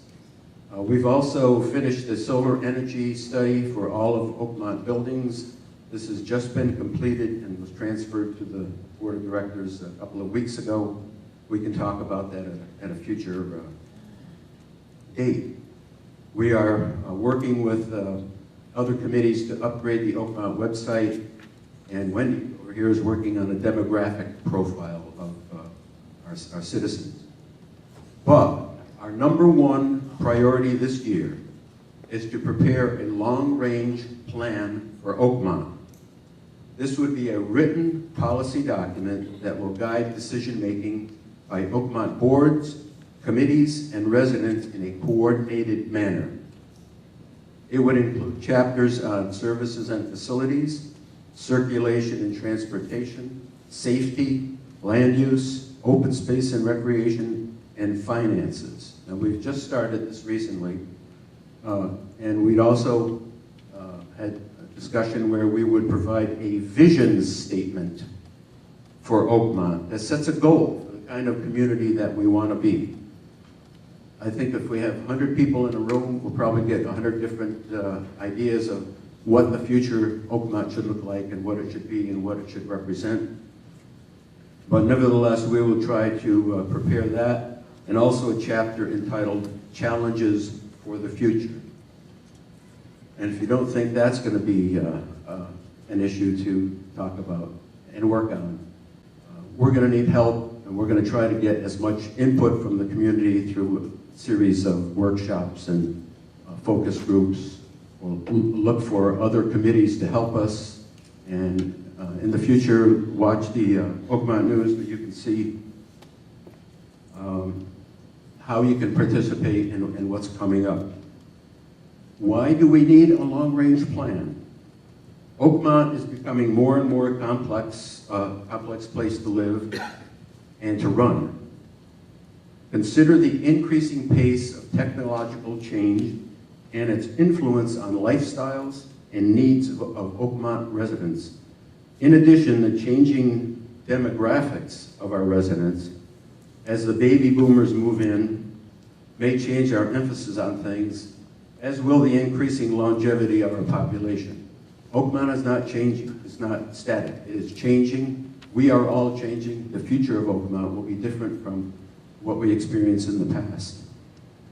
Think about having twice as many energetic and well-informed citizens standing at this line during the open forum, attending your board meetings, each with his or her own opinion on what to do and what not to do, and having to debate each issue on a case-by-case basis. Unfortunately, we may be slipping down that slope and getting ourselves into that scenario. But I feel that having such a plan would set forth in writing any major projects that we would be contemplating over the next 5 years or beyond, whether or not they actually occur. So at least we'll know in advance things like changing recreation patterns or a new administration building. Major projects of that nature can be at least put down on a list. They may or may not happen, but at least there will be the element of surprise will be lost. Lastly, I wish to emphasize the need for widespread participation by the entire Oakmont community in the drawing up of the plan. This will involve different organizations as well as surveys, and in order to be successful, our plan must reflect the input of all interested citizens of Oakmont. I thank you for this opportunity to outline the work of the Long Range Planning Committee, and we look forward to working with you, with the board, and with all Oakmont committees and residents in the coming months. Thank you. Questions? Thank you. I wanted to comment on John. a recent report. Microphones. John? I should know better. I'd like to comment on a recent report that's come out of your committee. It's in the process, and that was the analysis of where Oakmont should, what we should do in the future with regard to solar energy. I read Jim Ouimet's report. It is very professional, outstanding piece of work. Okay. And Thank you. if you'd pass along to him, at least for me, and I'm sure for the board, when they have a chance to look at this work, it's very impressive. Thank you. I will do that. Thank you. Jim, when Ouimet was here, had to leave early, and we have thanked him, and of course he's available should you have any questions. Should those of you in the audience not have heard of the work that they were doing on the solar, I have a copy of their 17-page report looking at the economics and the structural requirements, as well as all their appendices that show vendor reports and usage data. And Tony referred to the fact that sometimes they undertake something that doesn't get recommended. And this is an example of the kind of work that committees try to do when something really doesn't happen. And the summary says, solar electricity continues to slowly gain traction in Sonoma County. But our report concludes that at this time, there's a reasonable probability that the OVA would lose money if solar electricity were installed on our facility rooftops. Nevertheless, solar technology and the financial landscape for funding it continues to change.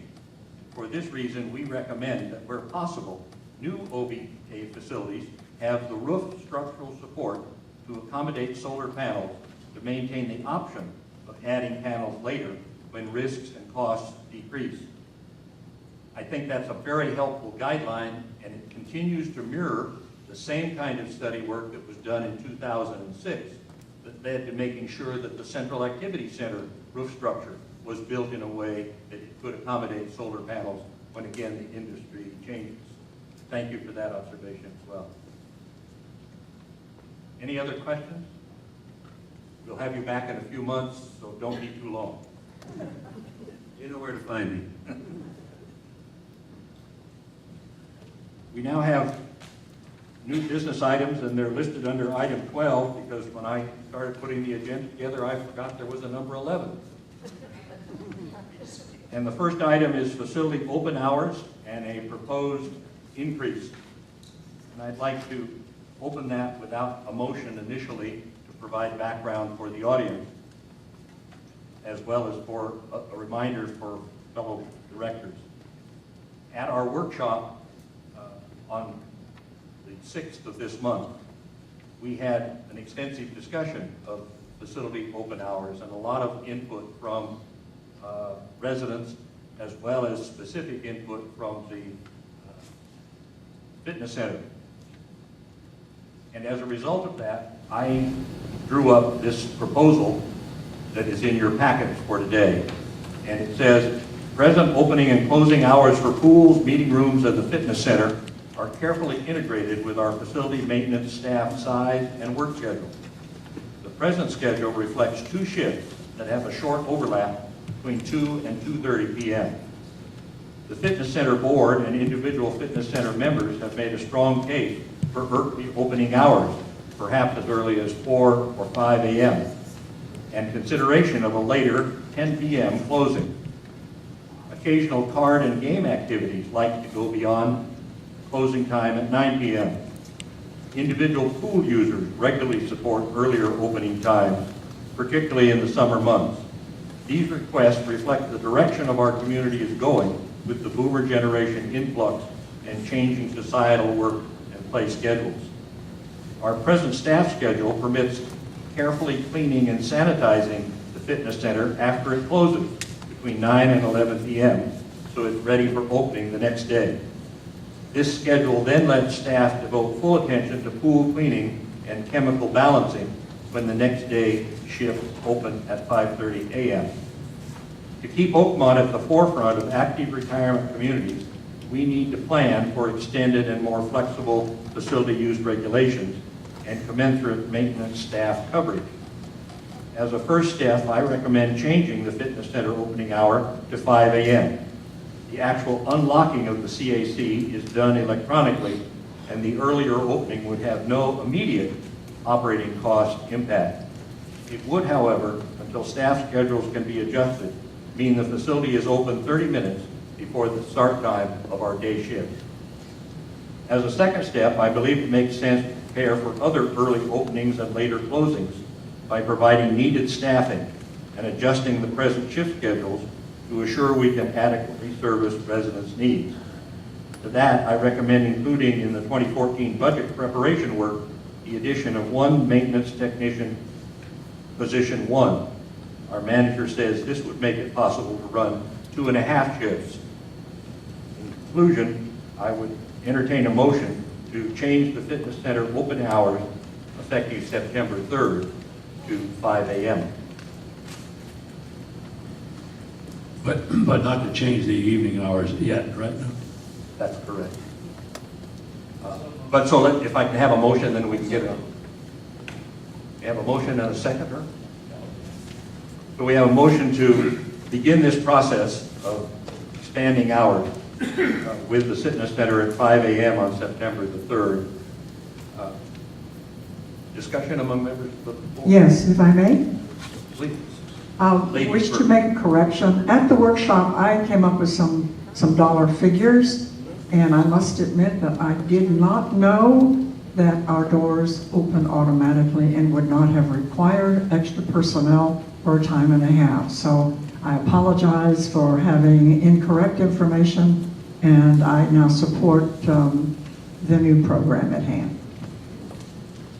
Mr. Chairman, I have a question for Patricia. There will be times when we are open with the recreational facilities, when there'll be no one of the staff on board. Does that raise a liability concern? No. Okay. And very quickly, we would have it staffed. We've already started moving in that direction after the last workshop to set it up so that it would be possible to make that adjustment But as far as liability is concerned, Oakmont is liable 24/7. So half an hour one way or the other doesn't change anything. I would just like to comment, John, that I agree with you, which I don't always. I think that your summary of the situation is very good, because the one thing that concerned me about the 10 o'clock closing was the fact that we do have so much work to do in the late evening hours, and that I have thought that would take additional staff, and I'm glad that this would be considered for next year. Thank you. You're welcome. And this motion does not address the budget question. That's a separate activity for us to debate at a later time. No other comments? All in favor? So ordered. Item 12B is another response to the discussion at our workshop on August the 6th, and it involves the use of the East and the Burger facilities for large exercise and game groups. And the proposal that I drafted based on that input from residents is as follows. Dedicated group exercise facilities for large groups at the West Recreation Center are fully booked during appropriate time periods. Dedicated card and game room facilities for large groups in the CAC are also fully booked during appropriate time periods. When these dedicated spaces were established in 2009-2010, it was expected that they would fully meet our activity group's needs. At the same time, dedicated spaces would reduce the need for frequent staff setup and takedown work. This worked until use requests exceeded this available space. When the requirement for exercise and game groups to use the dedicated space was established, the board made one exception due to the size of the group. Line dancing was permitted to use the Burger Auditorium with very little setup required on Monday and Wednesday evenings.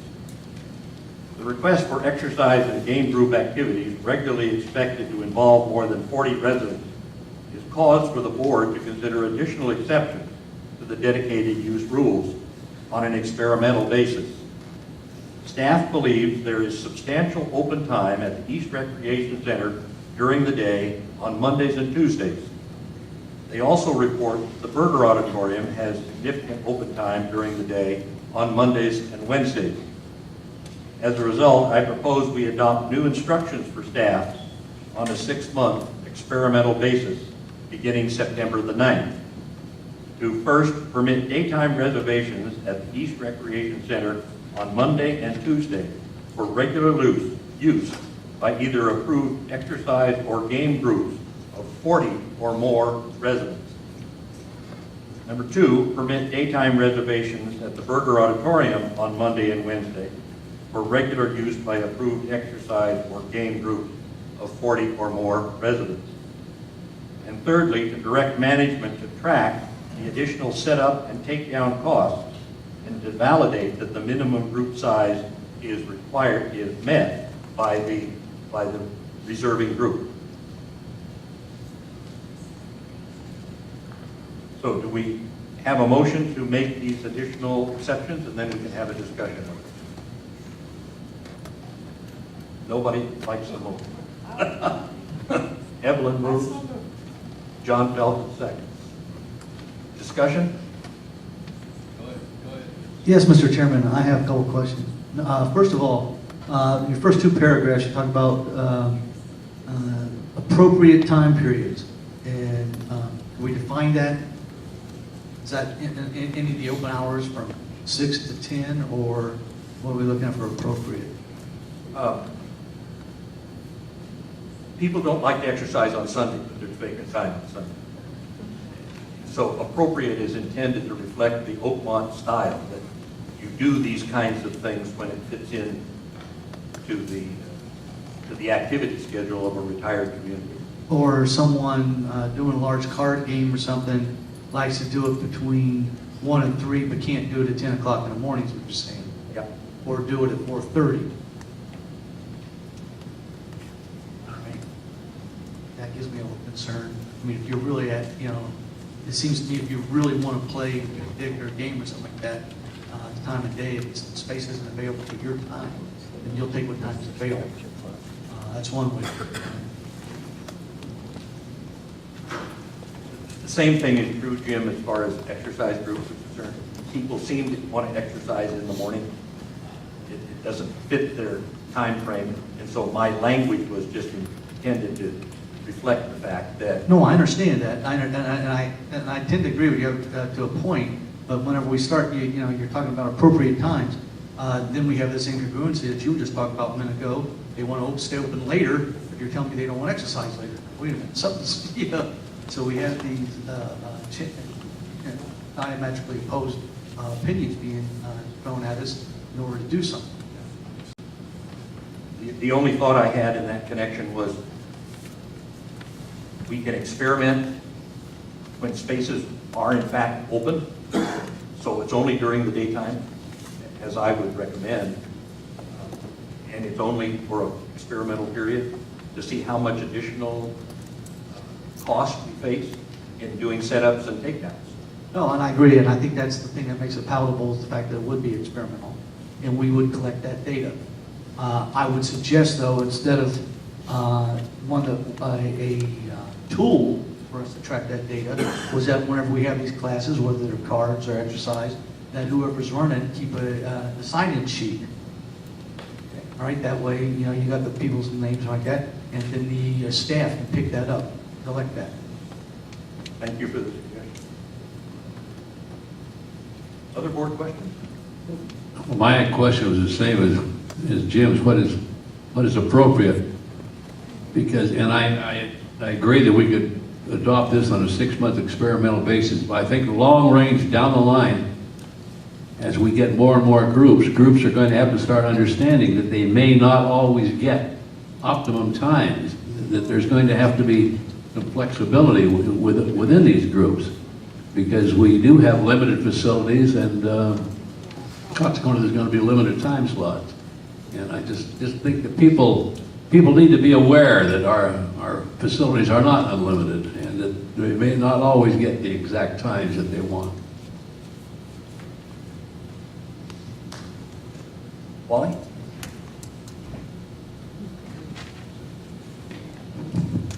One thing you might keep in mind as you ponder this question, the way we operate at the moment, where, for instance, card players is limited to the CAC card room.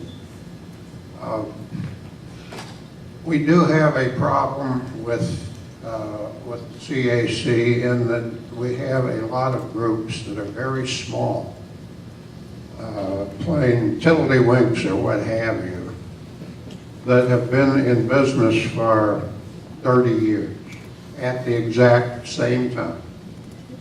And it is very difficult to tell these small groups, you must change your day or your time of day, day of week, etc., because there are bigger groups that need to use the facilities.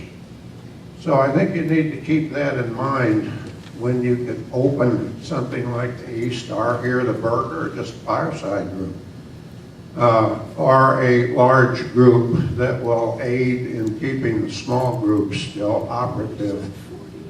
But I think when you get around to a policy statement, you should really put something in there to the fact that all groups may not be able to retain their specific day and time because of the fact we are getting more and more requirements for new organizations. And the smaller you are, I hate to say it, but the smaller you are, the less chance you have of keeping your 20 or 30 year date and time. So if we can alleviate that by putting a group now and then into another facility, I think you really need to go forward with that. Should we interpret your comments as being you're willing to be deputized to exercise this kind of decision making? Just a joke. Well, what's your pleasure so far as this proposal for an experiment? I move in the manner of the proposal that you have presented to the board. And seconded by Evelyn. All in favor?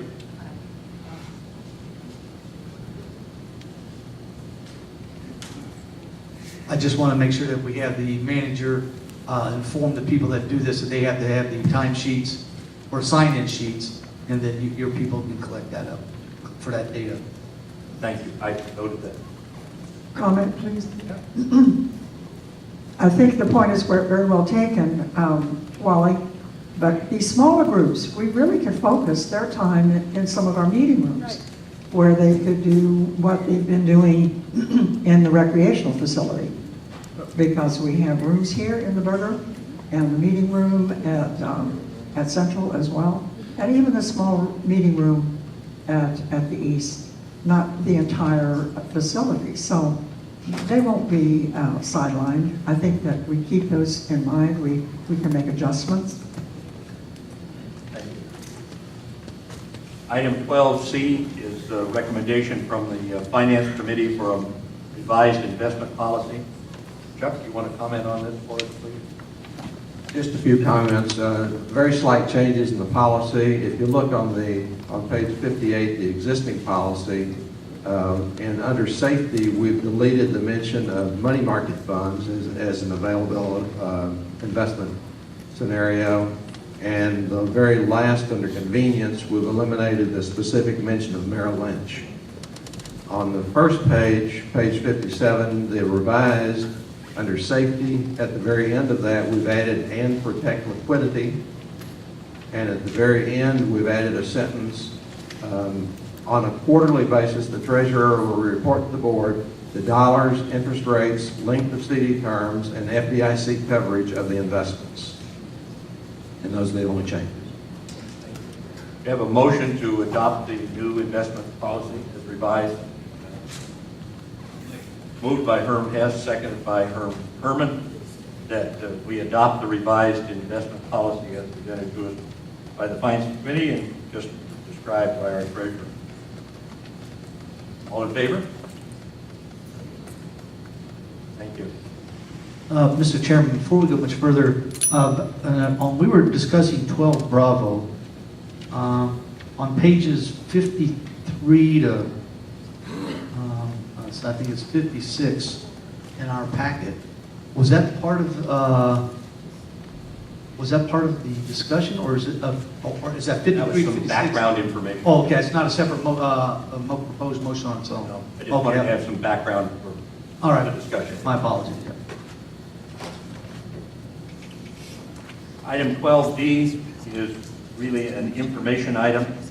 In discussing with the manager, our projections as far as maintenance activities were concerned, and our projection as far as demands on the asset replacement fund for the balance of this year, I asked the manager to prepare a request for quotes for doing the much delayed parking lot work at the West Recreation Center, in the hopes that when we get the seismic report back, we will get a clear avenue to proceeding with work that needs to be done there, and hopefully looking forward to a building that we can enjoy for many years.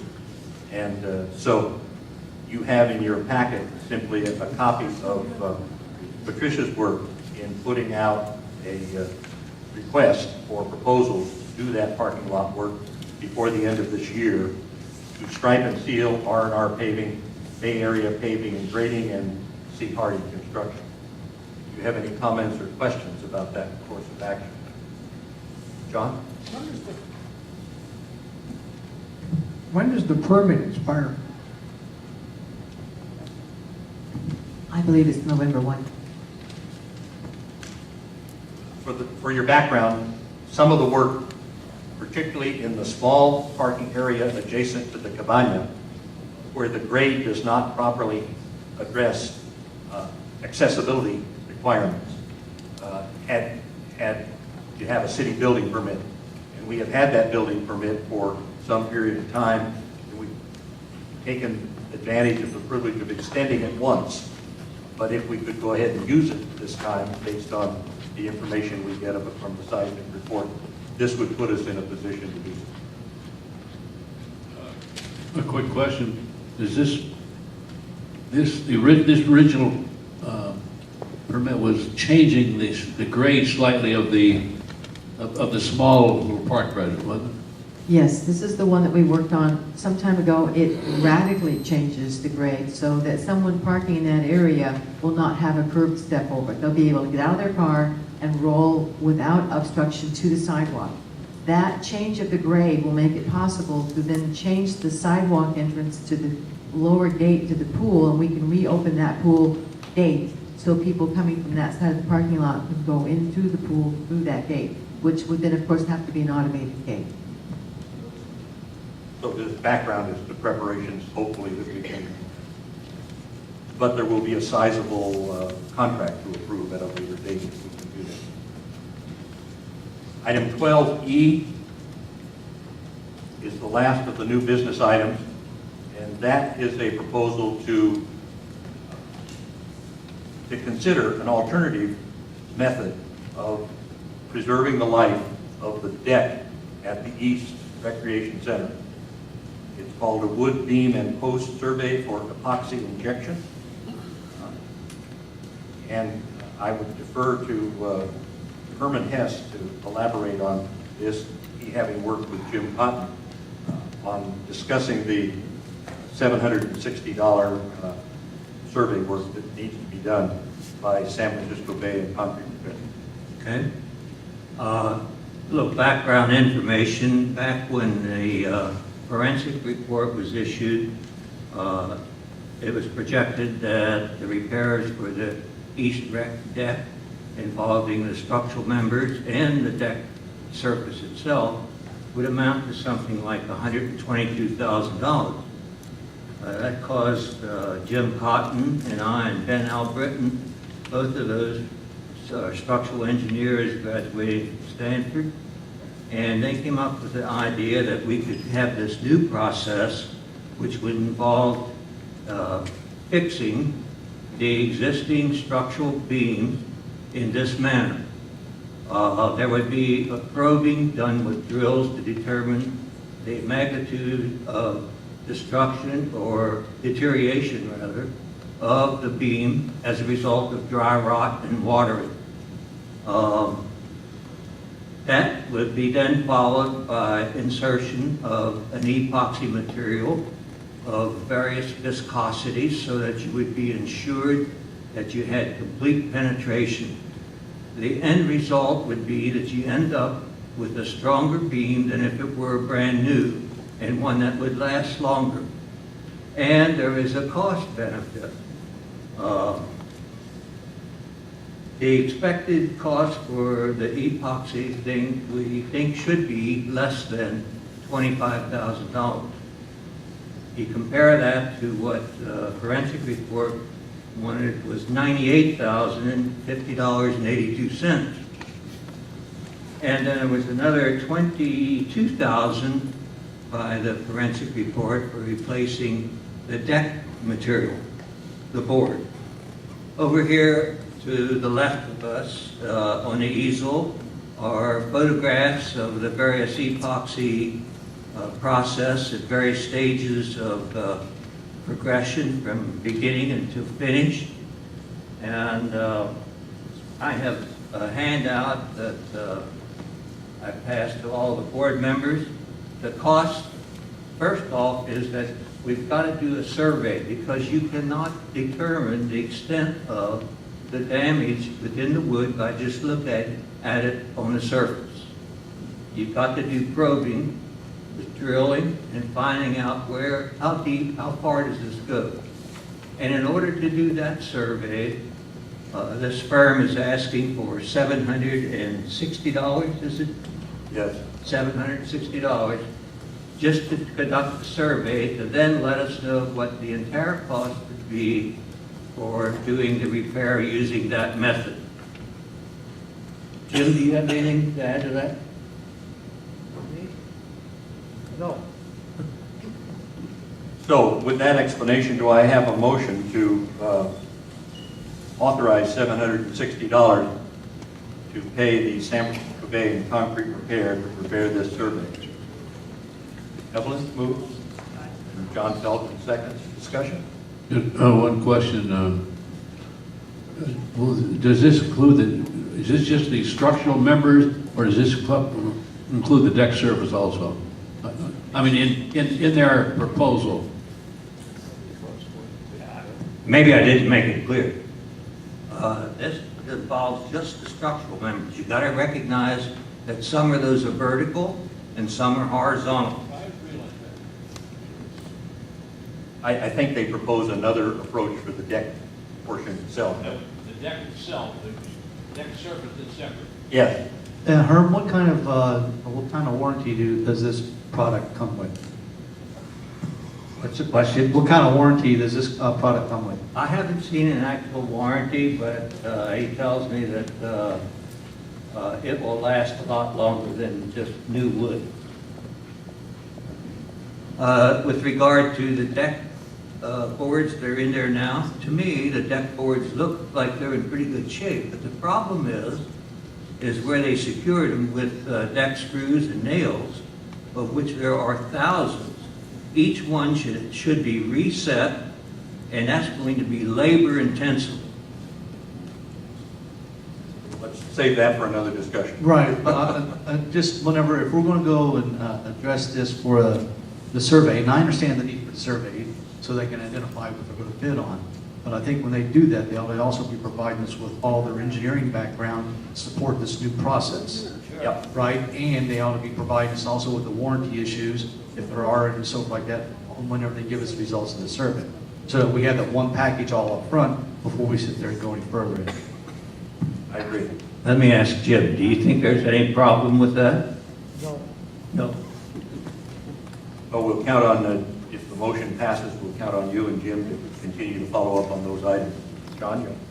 Yeah, is the same process used later on the lower elements of the deck to address the splitters and such?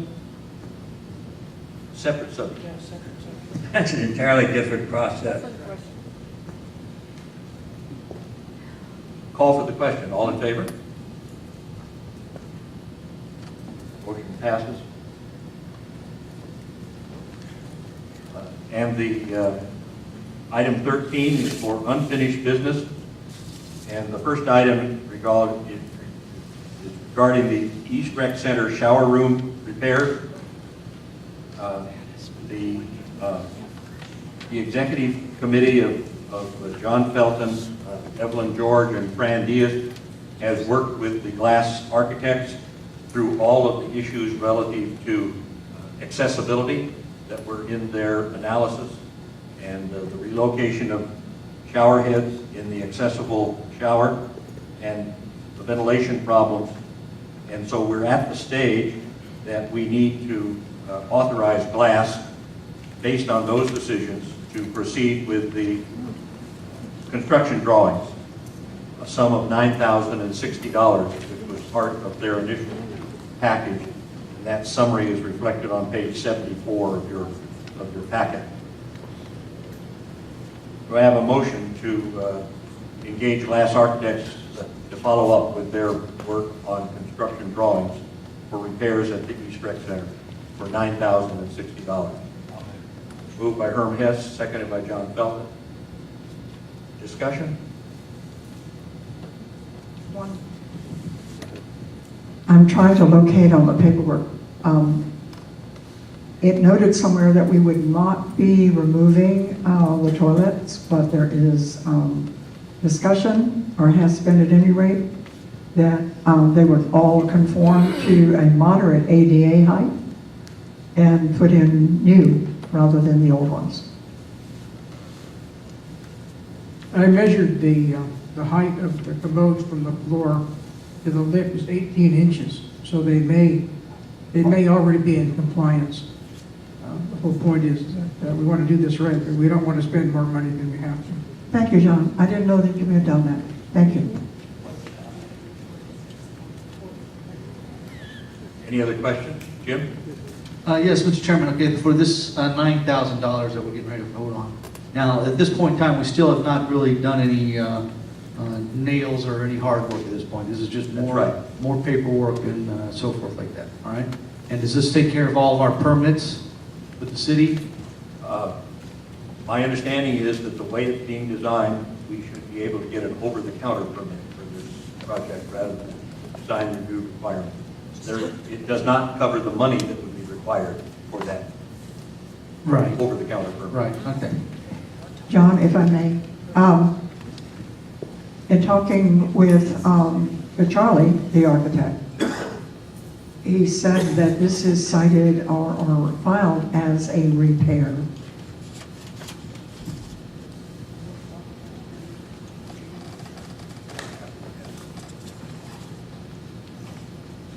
No other questions? All in favor? Motion passed. I'd like to ask John Felton to describe the interim changes, since it's going to be at least 2 months before this work can be finished. John has tried to come up with a partial creative solution. You want to comment on that? The partial creative solution is in place as of last night. We have purchased 2 portable change rooms. They're 4 foot square and tall enough for anybody here to fit in easily. There's a folding chair inside. One's marked men and one's marked women. And so now anyone using the East facility, if they choose to use those to change clothes, so they don't have to ride home in wetsuit on the car seat or do something else, they're free to be used.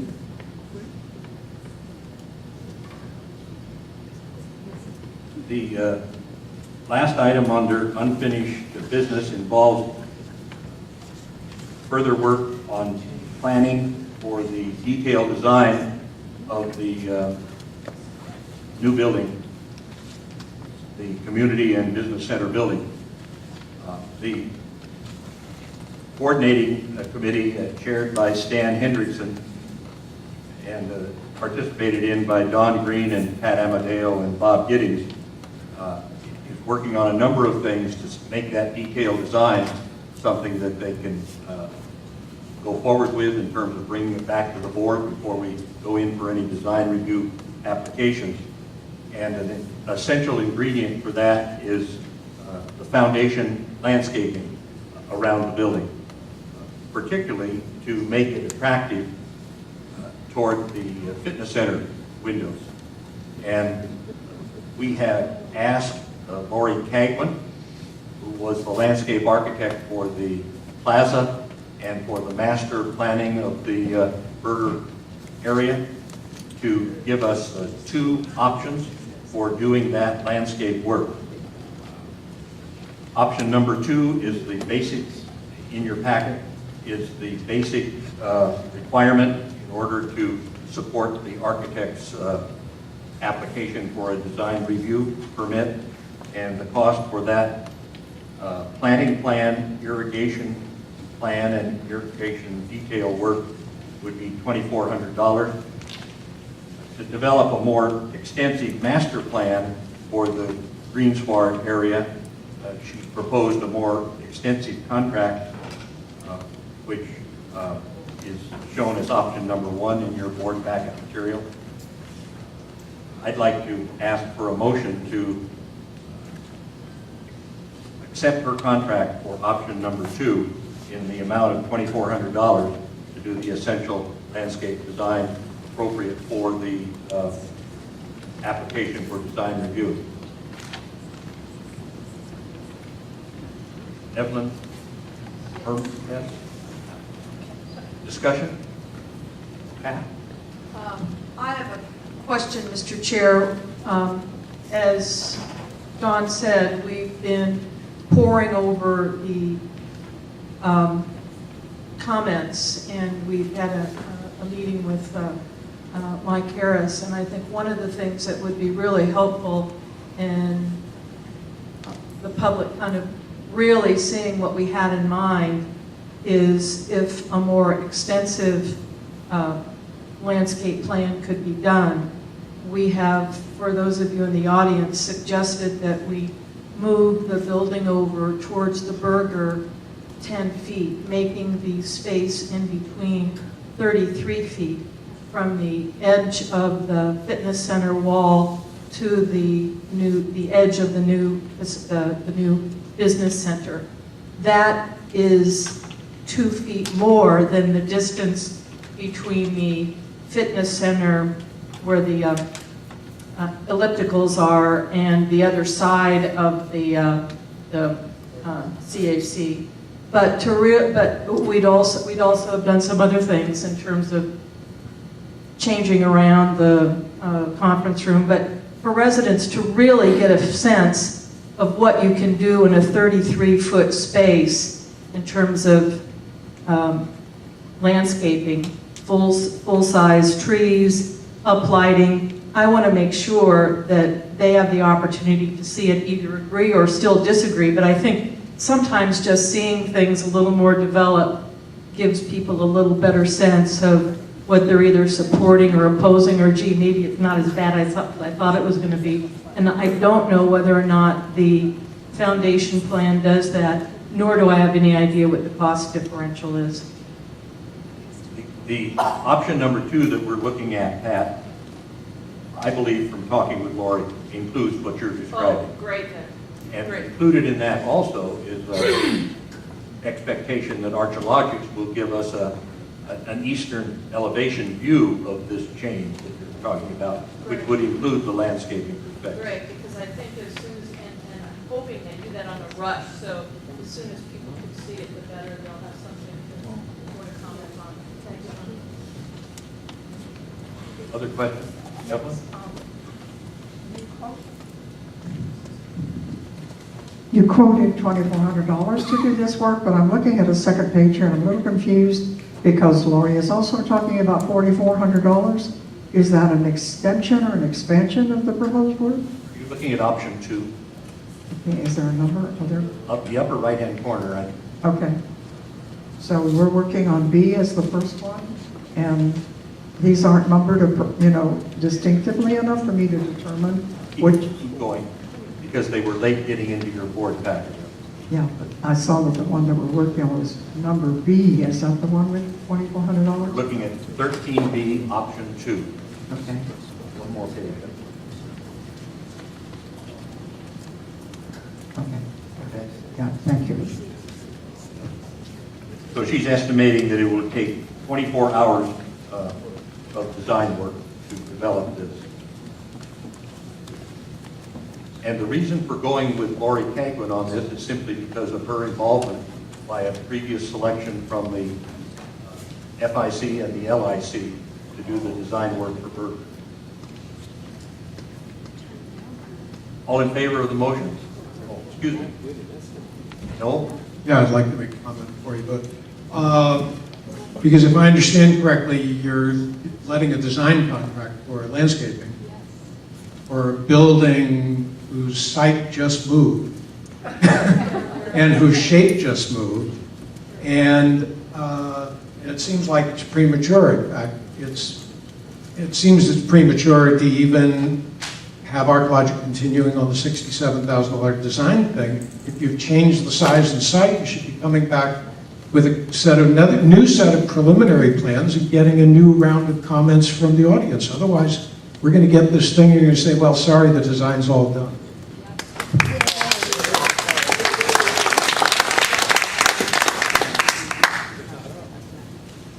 All in favor of the motion?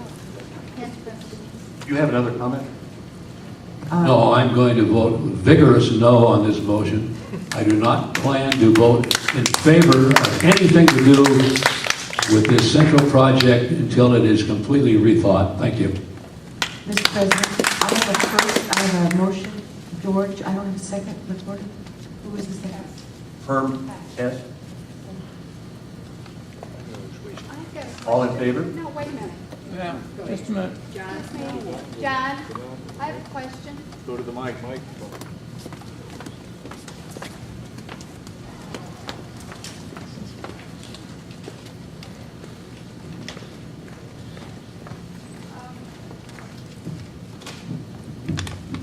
This just goes to the choosing of Ms. Cagwin for this project. And she was probably about $50,000 off on her estimate for the Burger Center, for the Plaza project here. That was her estimate. And then when we had it go out to bid, nobody could do it for that amount. So she was terribly low on her estimate of what it was going to cost. And so we could not pass this because you said, the board said, they couldn't pass this because it was so far over the estimate, and that we needed to maybe look at this again to see if we could get it down to the estimate. And it was Ms. Cagwin that gave us that estimate. So I would be very careful about those figures that she's giving you. Well, I think there's some confusion here, Tina. I agree with you about her ability to estimate the cost of implementing the plan. This is not a proposal to give us costs on implementing. This is just her professional work to develop a landscaping design and the irrigation related to it. But the board would not approve what it would actually cost to do this project because you had approved the $250,000 estimate that she had given. So I sort of have a problem with the figures that she brings forward and what is actually getting it done at. I think that's a good caution when it comes to estimating the cost of the landscaping work. This is just the design of the landscape that we're considering today. I would like to table the motion until we have more information. We have a motion on the floor, and if you want to make a motion to table, you can do that. But are you sure that you want to delay the central project over the discussion of a landscape contract? Yes. I don't see that we'll delay the project. I just don't want to see this segment done until we really have a few more answers. And I don't What think, questions would you like answered? When are you going to do it? I'm not sure that they've come up exactly. I'll withdraw the motion to table. Mr. Chairman, just a slight rebuttal. I do respect Tina's observation. I was present when Lord Cagwin gave her estimate for the amount of money that would have been going forward for all of the Burger and the Plaza. However, in her defense, there were so many changes made to the construction design. I think it was substantiated by those changes when we had to go more. And ultimately, there was a question, and I think the question was appropriate when those dollars were increased. So that I'm saying in defense of Lori, because based on the simple design that was required in the very beginning, her figure was probably close to accurate. Jim? Yes, Chairman, for other members of the board, if you feel like you don't want to do this, then we're in the middle of discussion round. When he calls the question, you just don't vote it, vote the action. Huh? Yeah, that's exactly how it works. I'm sorry. One more comment from the audience.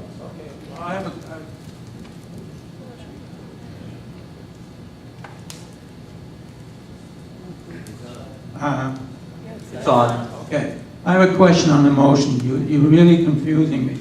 You have a new building or plans to put it in a certain place, and there's a tremendous amount of objections that I've heard at various board meetings again today. And you have not decided yet whether you're going to go with it, even whether you're going to go with the building. You certainly haven't decided if you're going to put it in this place, and yet you're now voting on having someone put together some kind of a landscape plan which takes the new building into, you mentioned that they will make the plan based on a new building being moved in another spot a little further away from the fitness center. So in other words, you're going ahead like you're going to go with that building and going to put it over here, regardless of all the objections. And why are you spending any kind of money on even somebody making plans for something until you decide what it's finally going to be? You're piecemealing, and basically you're spending only $2,000 here, $4,000 here. In the long run, you're going to be spending a lot more money than if you make up your mind what you're going to do and then do it all at once and get it done. But don't piecemeal it and go ahead with something, and then later on we say, well, you've got this $4,000 or $2,000 plan, which we don't even need because there's no building going to go there. It's going to go somewhere else. And you really totally confuse me. It's just common sense and business sense, and I don't understand. Let me see if I can help with the confusion. At the last month's board meeting, the board approved Phase 3 of Archelogic's contract for the construction of a building that would provide the current office space that we're renting and would provide for meeting rooms in the current space that we are renting. And the board voted to approve that Phase 3, which includes as its first portion design detail prior to construction drawings. The design detail phase is intended to bring it to the design point that it can be submitted to the city for a design review approval. The coordinating committee that was appointed is doing that important design detail work with Archeologics. They have come up with some important adjustments, just like the coordination team did after the first phase of design for the Central Activity Center. And when the second phase of design was completed, we had a much clearer picture of what the final project would look like, and we got design approval for it. In this particular situation, the committee working on it has found that by sliding the profile, not changing it, but sliding the profile 10 feet toward the Berger Auditorium permits a wider opening between the Central Activity Center, Fitness Center rooms and the outside walls of the proposed new building. Could also provide a very favorable new entryway to the swimming pool to move swimming access away from the Berger Plaza. But in order to complete this kind of design to the point that the city would consider a design review application, it has to include landscaping. And so this simple $2,400 addition, which is part of the contingency funds that were indicated by Archeologics in their funding proposal to us, is an essential component of putting it together for appropriate community consideration as a second step and city approval as far as design review is concerned. So are you looking to go ahead and get city approval, which means that you seem to approve of the new plan, which moved something 10 feet or whatever, yet this, there were cards and we made... we really can't hear you if you don't use the microphone. Okay.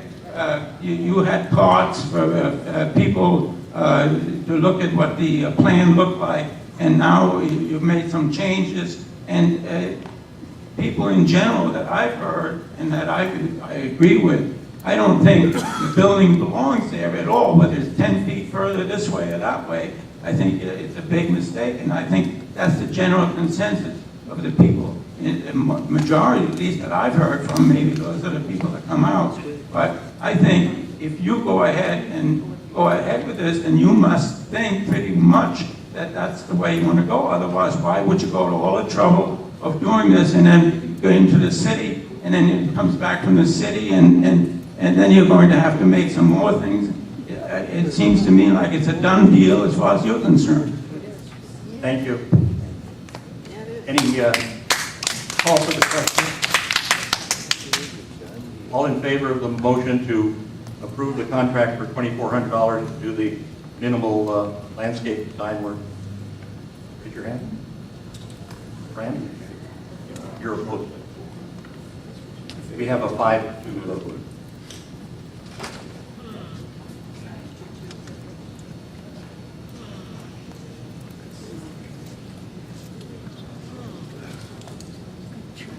Please record my no vote.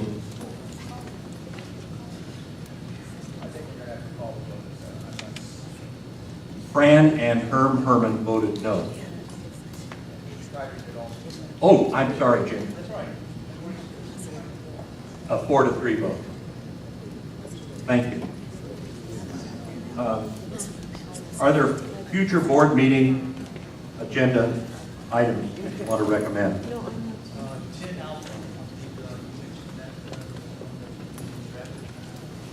Yes, the resolution. Yeah, the resolution from Mr. Abercrombie. There's also a resolution for interim expense approval on the part of the president and the treasurer in the manager's absence that we discussed at the workshop. Yes, that'll be at the next meeting. Right. Okay. Any other suggested items for the next meeting agenda? Anything on the taskmaster is... John. The only- You need to add the budget review and the workshop and/or board meeting coming up very soon. Thank you. We do have one task there, Mr. Chairman, that was for the manager to work with the office staff in order to put signatures in for the experiment that we're getting ready to run, collect that data, so that can be available to the board. Mr. Chairman, what has happened with regard to the liaison? Have you appointed liaisons, or are we going to at least review the rewritten policy that I submitted to you? Your input on that policy, along with what's been published in the Oakmont News, this issue and the next issue, will be on the agenda next month. John? Yes. I have a quick question for Patricia. At the last LIC meeting, there was a request that Tim would attend the LIC meetings. Do you plan to pass that on to the new maintenance person? Absolutely.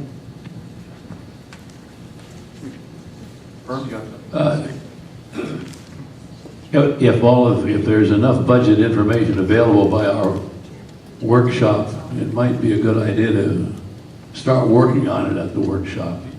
Thank you. What do you think that timing is, Chuck? I intend to have the finance committee this Thursday approve the budget or recommend the budget to forward to you, so certainly it'll be ready by the next workshop. Okay. Thank you. I'll put that on that agenda.